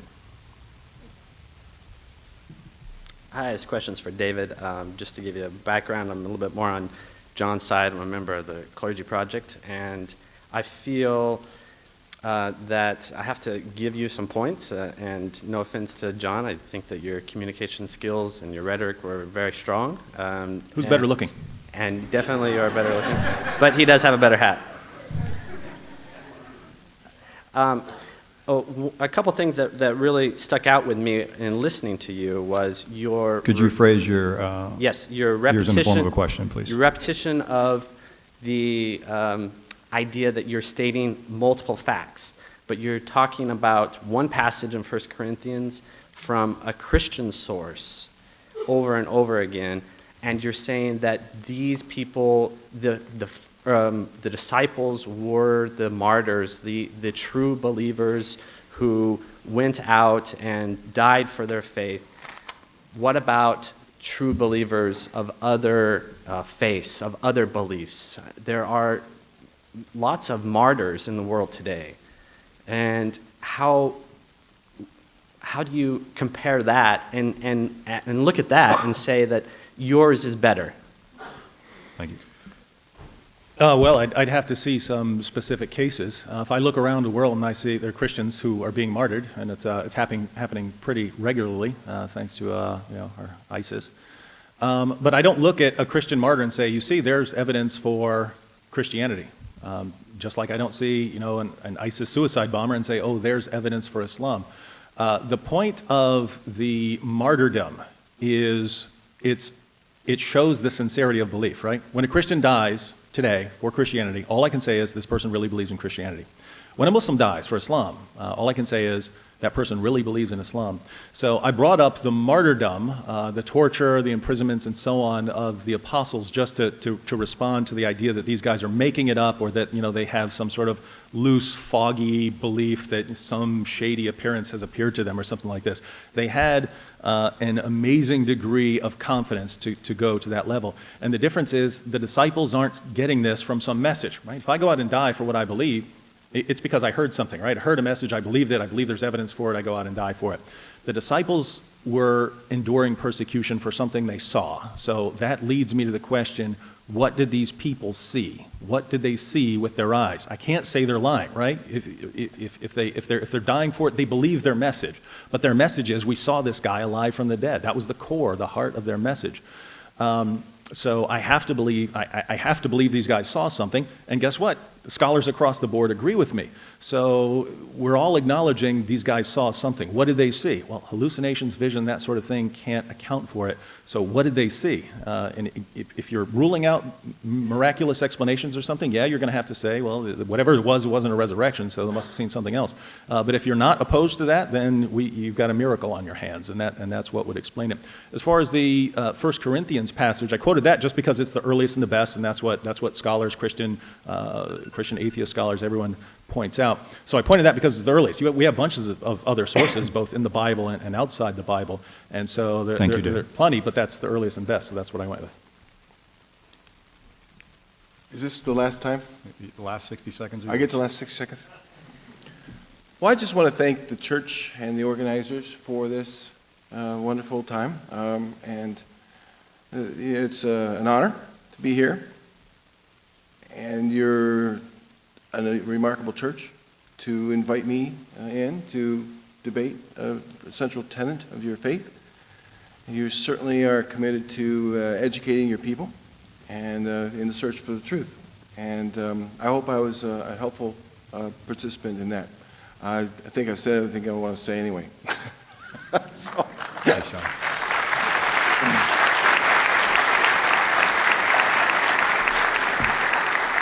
And one final round of applause for our debaters for the job they did tonight.